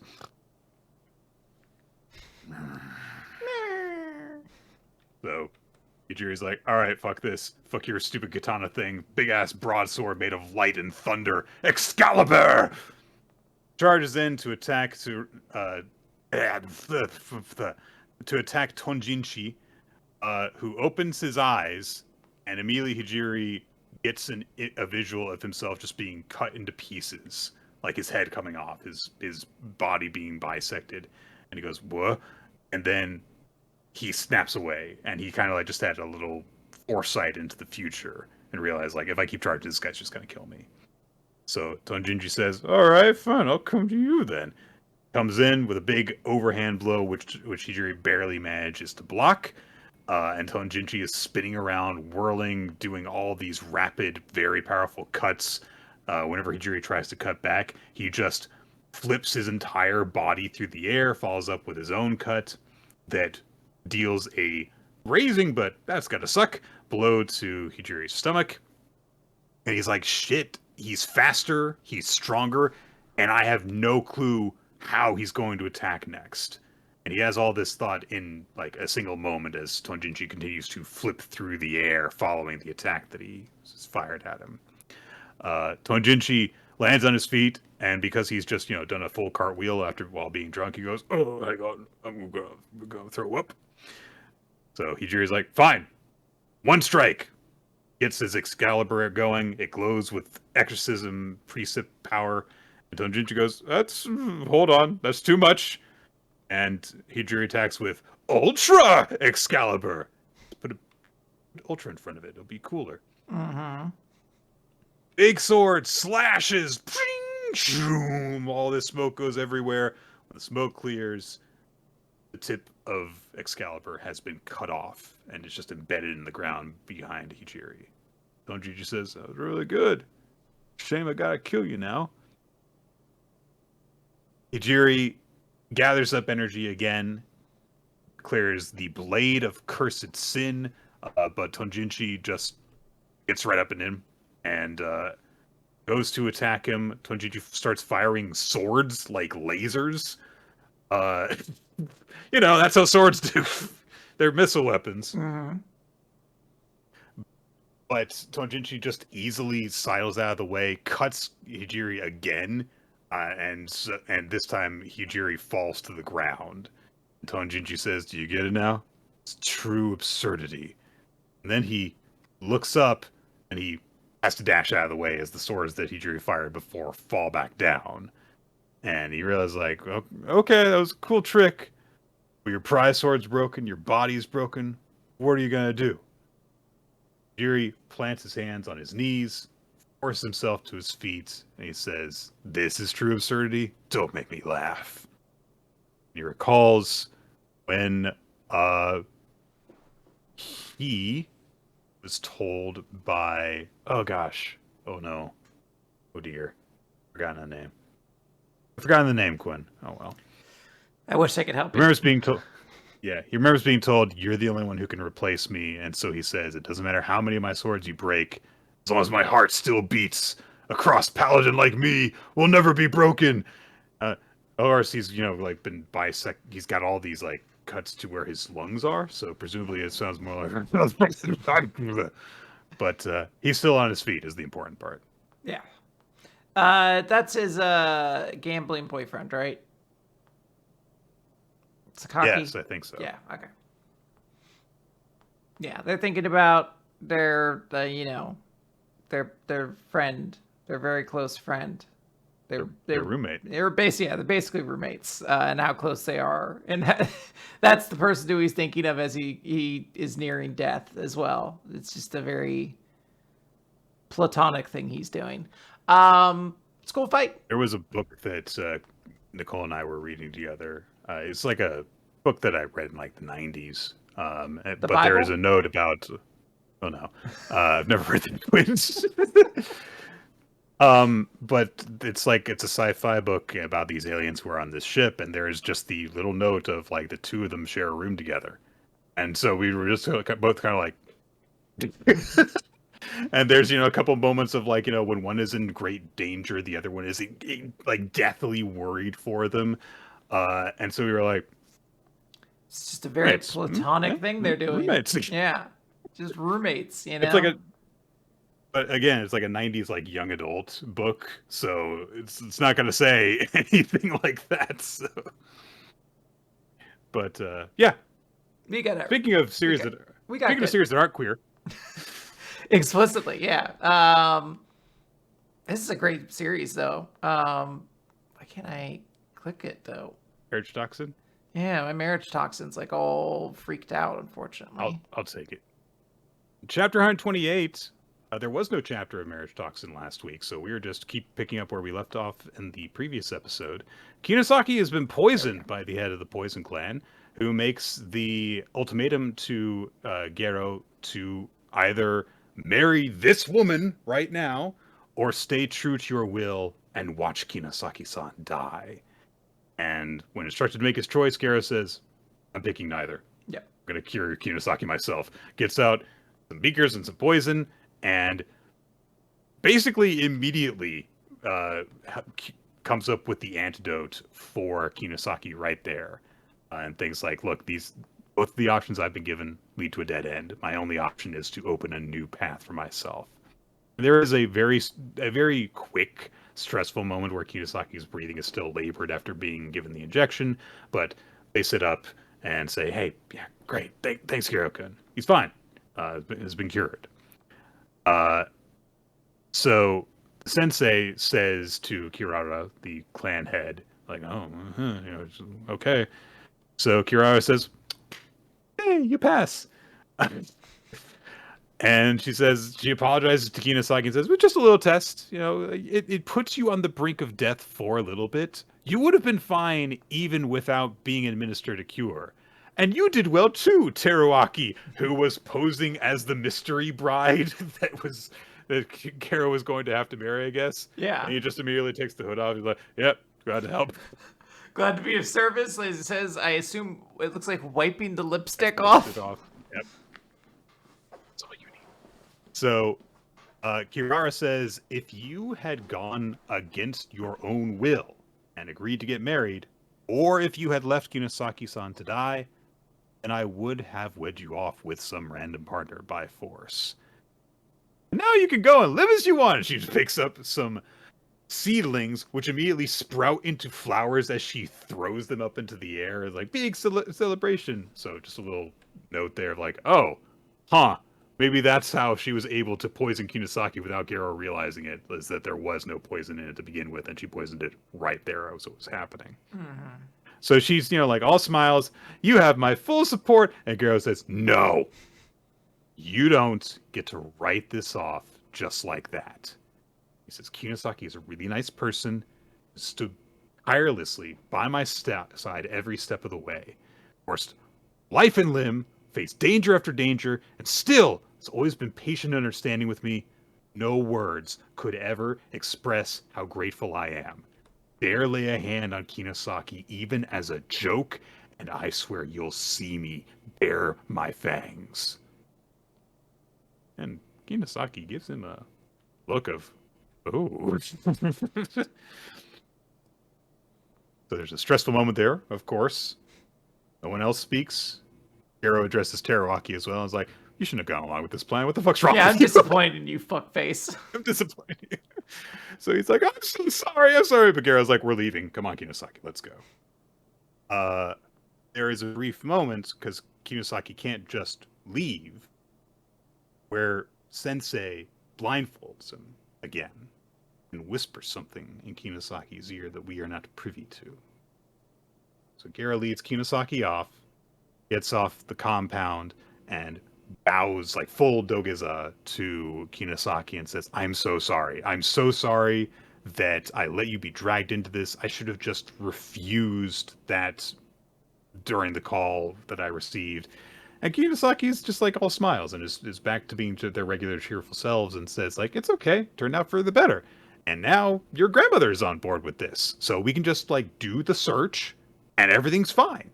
We don't have that pressure on us anymore. Gives him big like, some gesture.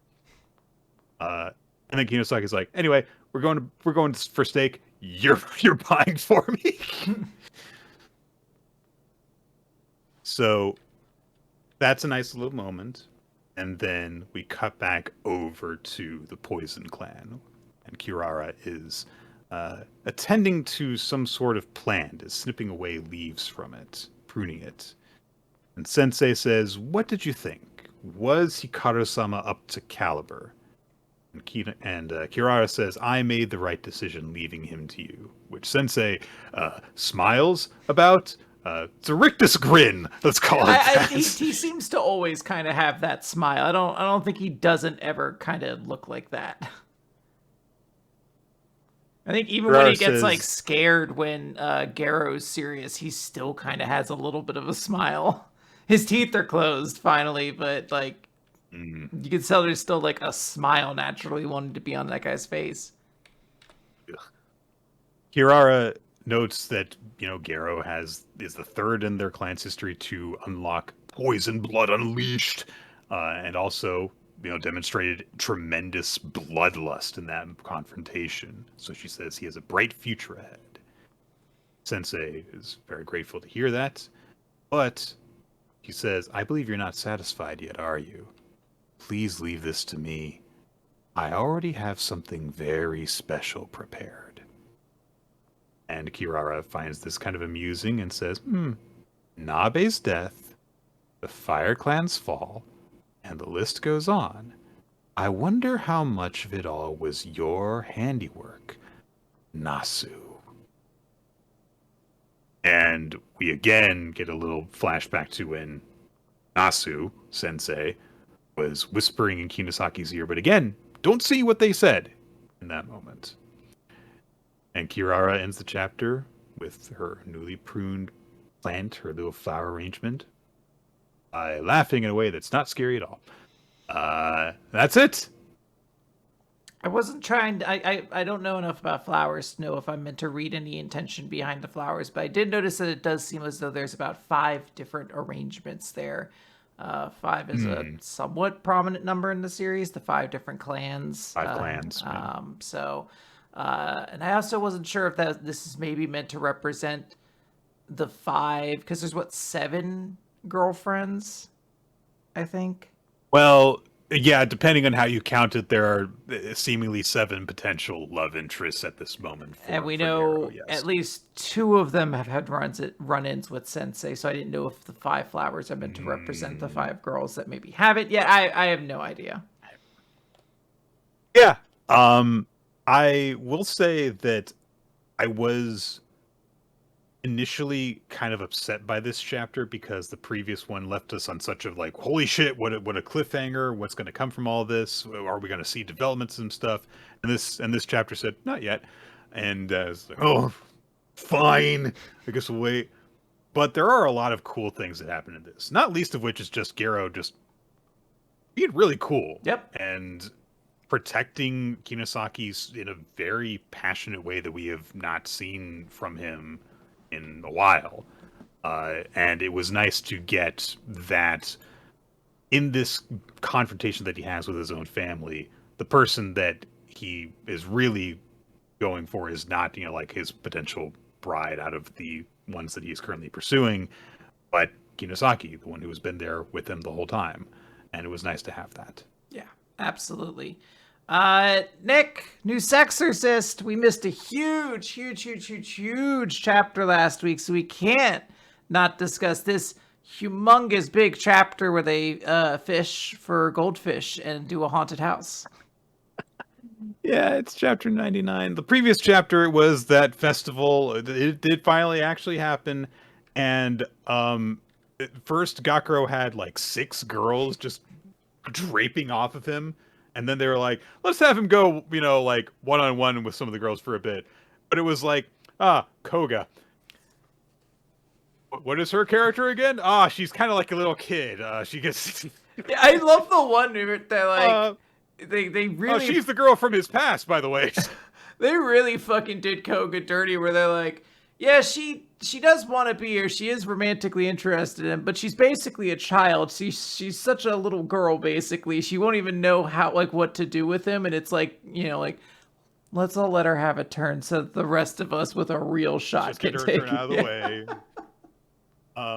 The third of the beach friends. I don't even remember if this was a thing when they had that beach training thing at the time, but she just straight up says, like, out of the blue to Gakuro, was like, "Oh right, you rescued me in the pool that one time, and then everyone thought you were a pervert over, and that was the trauma and stuff like that." I don't remember if that was a detail that was shared with us back then, but she really nonchalantly shares it with Gakuro, who does have that realization in that chapter. But anyway, we had all those one-on-one dates, Quinn, so that Gakuro could go on a 2-on-1 date with Suo and Shiroha in this chapter. Yeah, we don't want to commit to anything. The mangaka's not sure. It seems like it's easier to stay popular if both of the girls seem like they're very likely to win. Everyone seems like at least one of these 2 girls. So we're going to push them forward just as far as the other one. So they don't even have a solo date. They're both just going to share a date with him and do the same thing the other one does. It's very weird. It's chapter 99, Spring at the Summer Festival. The first thing to do is they go to one of those goldfish catching things where you have the paper net. And Shiroha, honestly, does something that I kind of like, which is like, that's me and that's Senpai. Use the paper net and rescue us. Can you do it, Gakuro? And it's like, all right, that's actually kind of cute. What gets ridiculous is when, like, Gakuro gets one of them. Shiroha's like, he caught me, and latches onto him, and then he's got to do the whole thing while he's got a girl hanging off of him, and then Suo's like, oh, you got me too! And everyone in this fucking town that just, like, doesn't, like, have anything going on for it, Quinn. They see a dude with 2 girls who like him, and they're like, oh, my life has meaning now. Like, they start applauding when he's caught both fish. They're like, yeah, he did it. That's the weird, insane world this works in. Everyone is constantly hyper aware that, like, Gakuro's romantic tribulations are the only ones worth following. And, like, there's just something so innately all Japan about him. Like, this is like a boy who just is living a universal experience that like everyone's just like swept up. Like when he's on a like romantic swing, everyone's like, yeah, this rules. Like, he's in a classroom that's got a lot of dudes in it, and they have no. Did you see that guy? He pissed his pants. Fuck him. I don't want to see him go on a date with any girl. That dude tried to stand up to the monster. All he did was get his clothes ripped off. It looked like an idiot in his tighty whities. Fuck him. Yeah, where's Zeno? Why isn't Zeno showing up to do anything? Fuck me. Yeah, no one goes to this culture festival, obviously. Anyway, Nue is watching from the sidelines with all of her like spirit pals and stuff. Hey, haunted house time. And they've got a special thing set up. Nue is like manipulating it. I do like that when the ghosts happen, all three of them have very different reactions. Suo's is to actually be scared. Shiroha's just kind of like, yeah, okay. And Gakros is to go, that's actually pretty scary, which is a thing that you do when you're scared of something. Yeah, it's very frequently if I see a ghost in something, I'm like, that's pretty scary.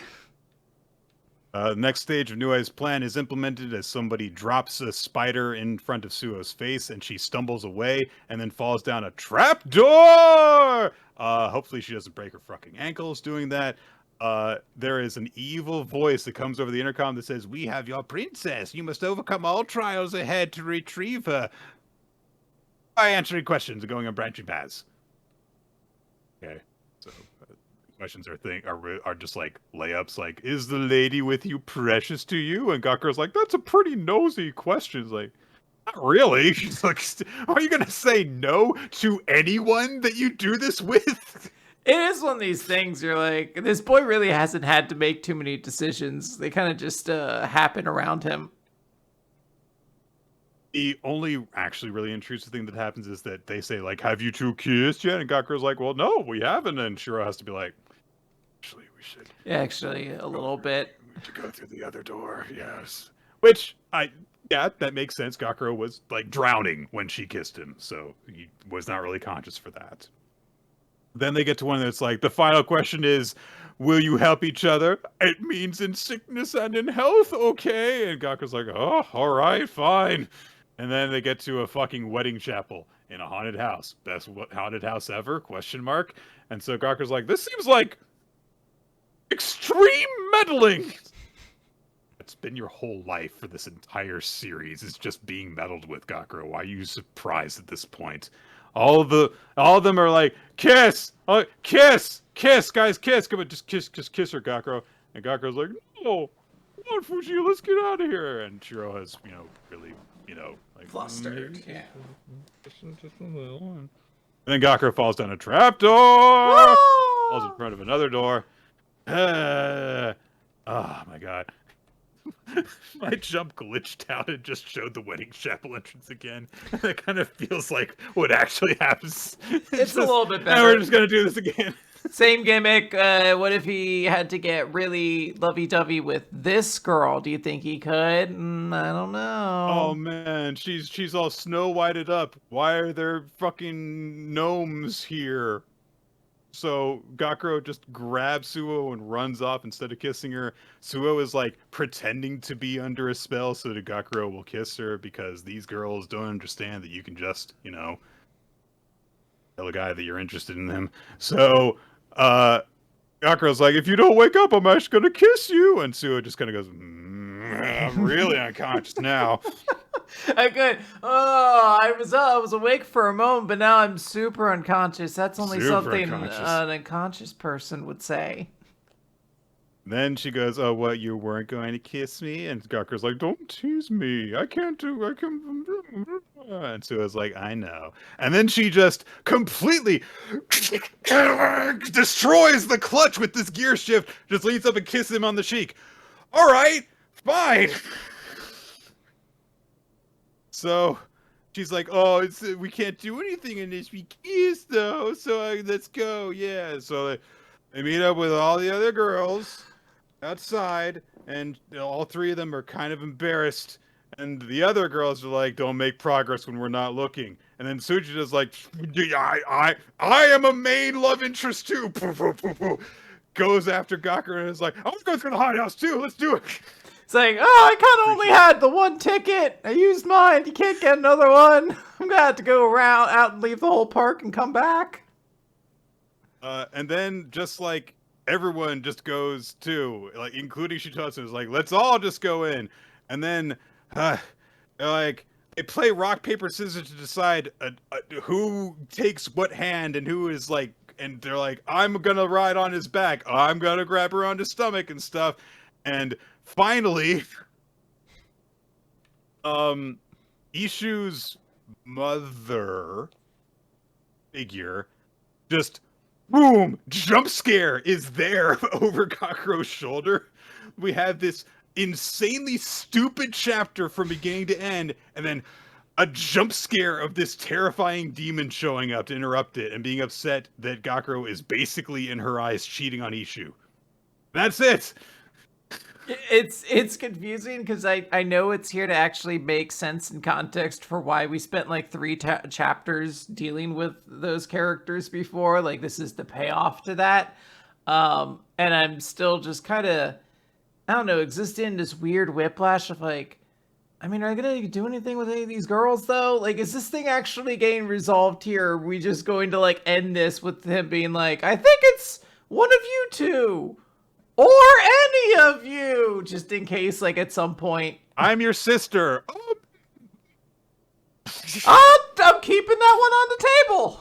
You know, it's in the corner, back pocket. Don't think we're gonna need it. I've been assured it's okay if we're not related by blood. Yeah, you're, like, adopted or something like that, so it's actually pretty hot, I've been told, that we're not related. I've been told. Oh, the boys in my classroom seem to indicate there's something erotically stimulating about the fact that we're not actually related by blood.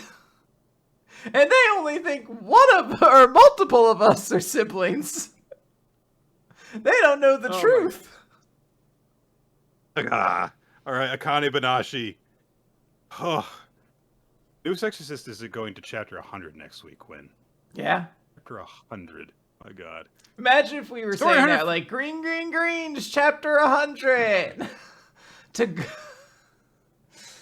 Tamaku Cinema, chapter 100. Akane-banashi, story 159, You've Grown. Tyson is the one that we start off this chapter with.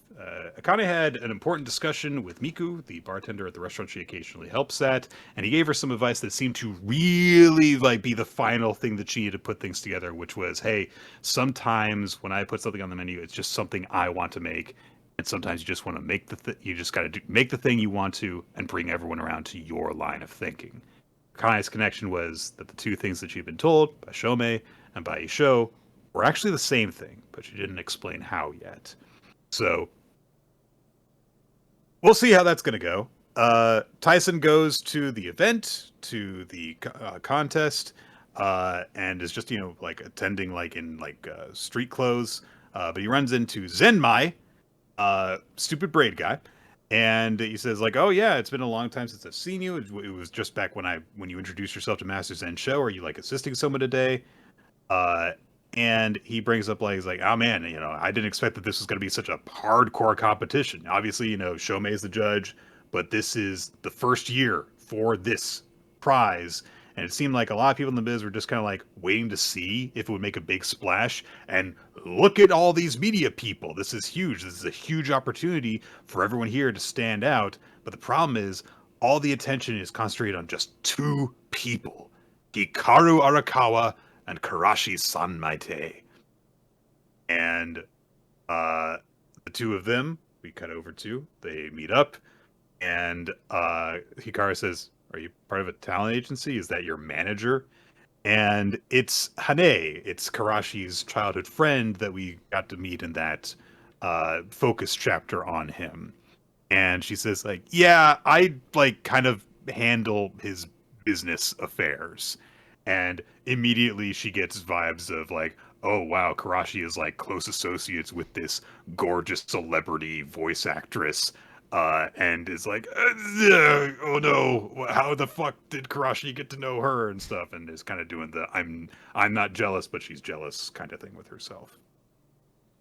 Uh, Karashi, of course, just goes into like rival mode with Hikaru and says like, "You're talking real familiar with me for someone who only shared my stage. You don't think we're friends or something, do you?" And Hikaru says, "Nah, we're opponents." I love the face that Karashi pulls when he says, "You don't think we're friends, do you?" It's very cool. Friends? That's gay. Oh no, I forgot he's a gamer. Yes. So after Hikaru says that, he goes, "Ooh, freaky," but he seems a lot happier with their arrangement then. But everyone feels all the tension in the room, and them as like, "Shit, now everyone's just paying attention to them. I'm losing my chance to stand out. It's gonna come down to just these two, isn't it?" And then of course Akane shows up. And immediately she spots Hikaru, she spots Karashi, and she says, "It's good to finally see you again." And she approaches them really casually. Like, she seems incredibly comfortable in this image where she shows up full page spread. And then the second comment she makes is to Karashi, which is, "Oh my god, your hair is so long!" Which admittedly, it is very long now. So she just walks right up to these two people who were having this tense stare down while everyone else stared, and they're like, "Huh, isn't she... Oh, is she close to them? Because of course she's been off the Rakugo scene for a long time, so people have actually, forgotten about her to quite a degree." Akane says, "This really takes us back to the Karaku Cup, doesn't it? It seemed like we were each in it for our own reasons back then. Now it's a different story." And she says to the two of them, "I'm here to beat you, and I know it's not going to be easy, but I'm going to win again, so no hard feelings to whoever loses." And Hikaru promises that she's going to win for the second time instead. And Karashi says, "I'm going to destroy you both." Which is, again, gamer. Yeah. That's it. Zuium Prize is about to kick off.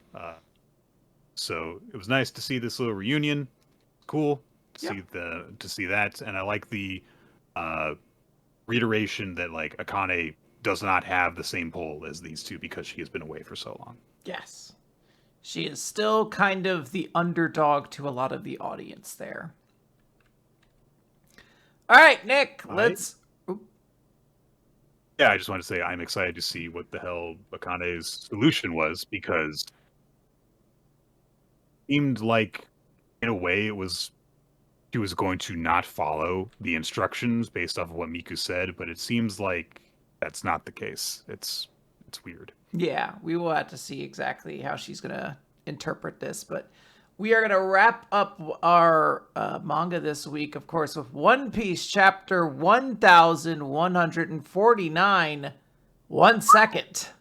There is a 2-page color spread where several of the female characters are maids at a cafe. It is Nami's cafe, and it appears, based off the face everyone makes when they get their bill, extremely expensive, which does fit with Nami. So good stuff there.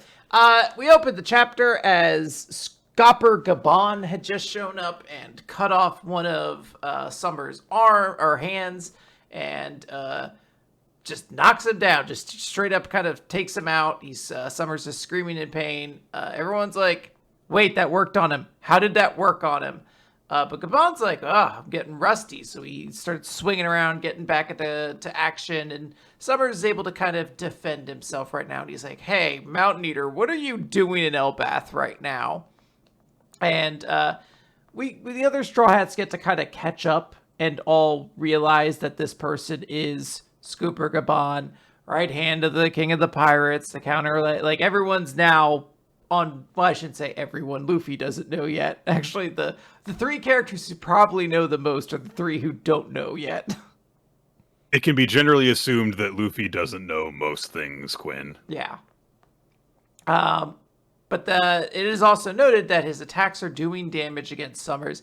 There is a moment where Robin says, "I can't move, but I can still use my powers to help from a distance." And Jinbei goes, "Don't do it, Robin! His arms are too strong! You aren't suited for fighting him!" And it does have a little bit of like, "No, Robin, there's a sandwich that's not currently being made over there. You can help with that problem. We have all of these extra loaves of bread that are unmayonnaised. Use your many arms to help us that way." was like, I think she can summon a hand inside your brain if she really wants to. She did a pretty good job of kicking this guy's ass like 2 seconds ago. She only got caught because she was helping your useless asses. Yeah. Summers uses this big attack, Thorn Hunt and Crimson Lotus Hell, and basically there's thorns everywhere. There's no safe passage, except Scooper Gaban finds one and seems to really deal significant damage. He cuts off a portion of Summers' shoulders up from the rest of his torso, and it doesn't seem like you could just insta-heal from that. His body doesn't seem like it. His body falls into a lot of the spikes, basically. And this Scooper Gaban just runs off. He's like, I gotta get to my kid now. We do not see him actually take an action for the rest of the chapter. Yeah. Well, he does show back up. But we also have Chopper, who's starting to kind of try to piece something. He's like, there's this crucial secret to how these guys are hurting them. So I guess we will see. Cut over to Killingham, who is watching Anja burn the library, and he's like, all right, that's all we needed to see. And he fires off an arrow to start a fire to the full library. Robin sees it from far away. There is crying going on. Chief Ja Rule is being comforted, but he is acknowledging the weight of his actions. He is erasing the words of our forefathers, all of their history. And Ranya is being brought back, and Gunko just asks, why aren't you happy? As poor Ranya is crying, saying, I'm sorry that I'm still alive. I'm sorry that everything is burning because of me. It's, so painful. Gaban shows up, and he's like, hey, you don't have the right to take any of this stuff away. But he's thinking to himself, please, Colin, whatever you do, don't fucking say anything. And he's like, Daddy, that's my daddy, everybody. Guess what? That's my daddy. He's stronger than everybody. So immediately Gunko knows that she has a hostage. And she immediately is like, hey, you don't mind if I kill this guy first then? And Gaban's like trying to think. He's like, this is my final chance. If I do this, there's still time to put out the fire. I can save the children and Elbath. Oh, give me a second, Colin, my boy. You're a real strong boy. Be brave. He's trying to think if there's any way he could do this. But it's mixed up with his memories of like being there for the birth of this child and his wife and everything like that. The first time he saw Colin, he called this his lifelong treasure. And when he sees that she's about to stab him, that like if he tries to go through with this, she is going to commit, he yields, throws away his axe. And she shoots him with a bunch of arrows and sends him falling off the side of the bridge. So he is headed down to the underworld at this point. There is a lot of pain going on, and the children are calling out for Mr. Ya, but Colin is calling out for his dad, saying, Daddy. And Gunko, standing there listening, is remembering someone else calling out for a father. And another memory of a afro-haired pirate, a very tall, lanky one, going, yo ho ho. And she is starting to like have some kind of realization when she thinks of Brooke's name, and she starts to call out. She's running over. She's trying to ask if someone is Brooke, when something impacts her ear. This big kind of sound effect goes off. And we see a sort of snapshot of some of the other members of the Holy Guards. Summers is thinking, why does it take so long? As he's being impaled with some of his own thorns, which is pretty cool. Killingham notes that this is the Great Emu, and it seems as though Emu possesses the ability to perhaps possess these soldiers, and has taken over Gunko's body, and says, at this moment, the Holy Land is a sea of fire. We need greater numbers. Allow Mu to show you the dominance of God. Yeah, her hair starts getting longer and stuff. It's interesting what seems to be happening here, because it suggests something about the immortals' nature, doesn't it?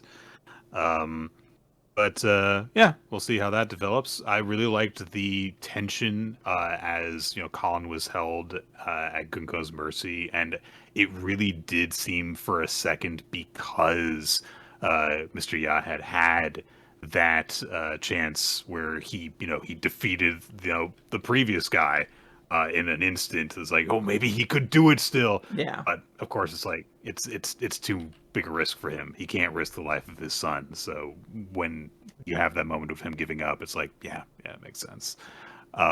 So cool chapter, and I do like this continuing build of like everyone's trying. We had Robin trying to help out, and she did make a difference, but then it was snuffed out.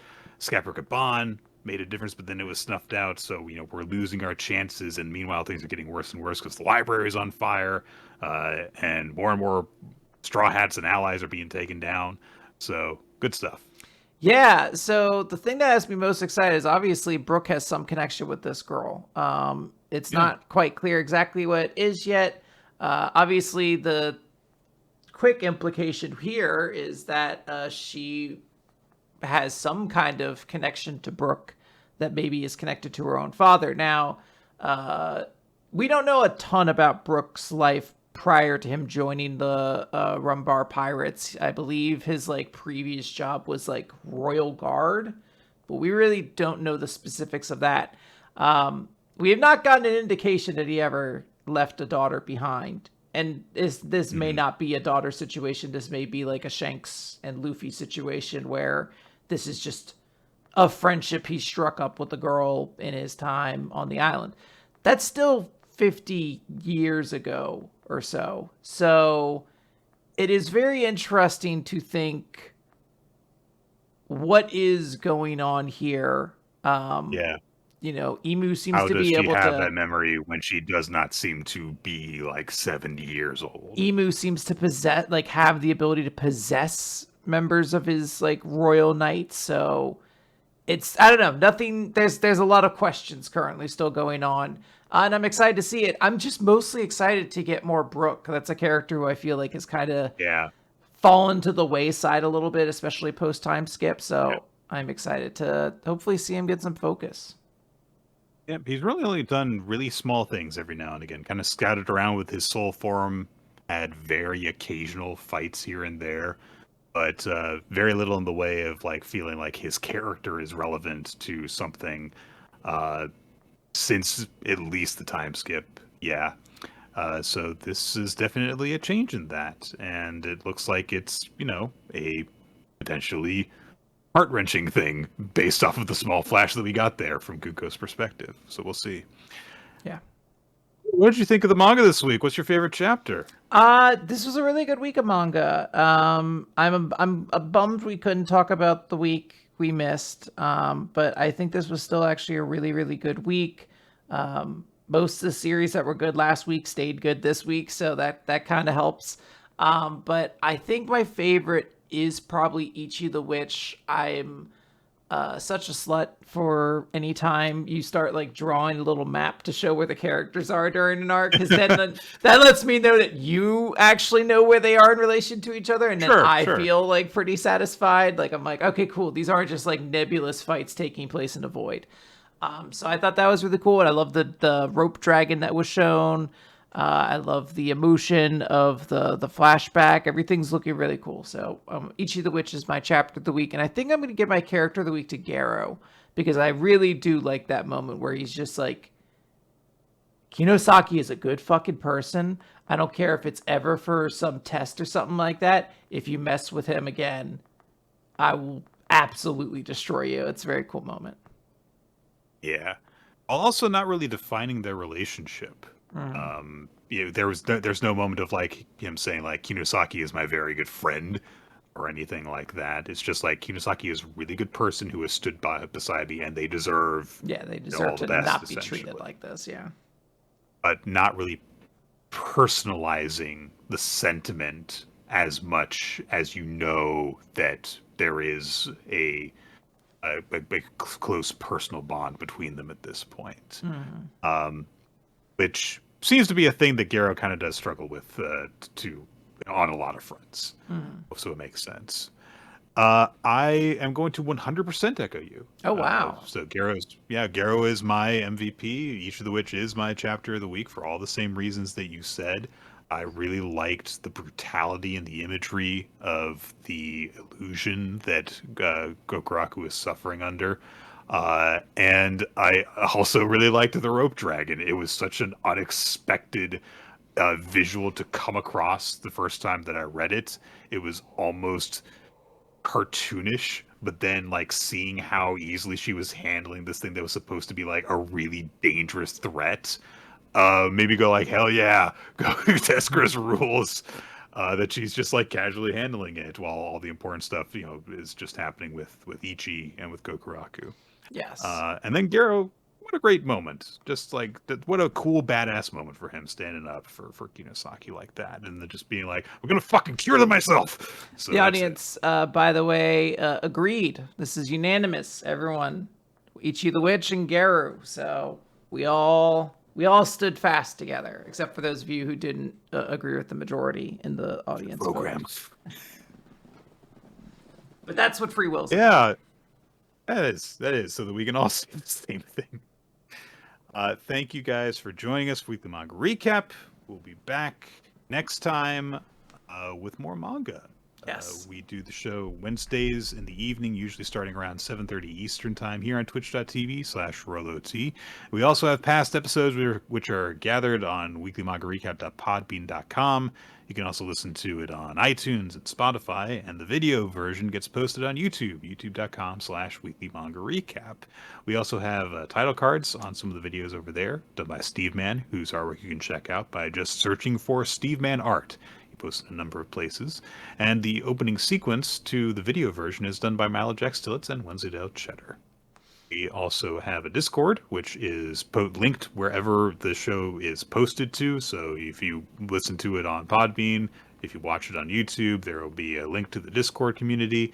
We have discussions on the chapters with that happen amongst our community. You can also use that to find the Google Doc maintained by Ninja X3i to leave a suggestion for a future series for us to read. Ask us a question, which will be answered on whenever we do another Q&A episode. And you can also just check out stuff that we've done in the past and how the MVP and favorite series votes have gone as well. Yes. Social media, we're on BlueSky, RoloT, AKF Time, Weekly Manga Recap, Ninja X3i also runs the WMR Votes account, which is just a nice handy way to just get a reminder of putting in your MVP and favorite series vote week to week. Yes. And we have a Patreon, patreon.com/Weekly Manga Recap. We have bonus episodes on there. If you want to subscribe for $5 a month, then you get access to all the bonus content that we have done and will continue to do. Yes, there should be some good ones coming up, and then we just put up a whole bunch. So there's some very fun audio ideas coming your way if you like Weekly Manga Recap. It's some very, very good stuff. But with that, we're gonna head out. We're gonna go. Yeah. I'm sleepy. I'm an eepy little girl, and I still need to do yoga. So I get going. Thank you, everyone. And Nick, I already said I'm eepy. I gotta go. I don't have time for this. We're not vamping. I'm eepy. can I talk for 5 more minutes about how weird the new Exorcist chapter was? Listen, what was with this arrangement? I don't understand. What were they trying to do with the whole thing? Let's gotta get going. It's gonna hit stop record.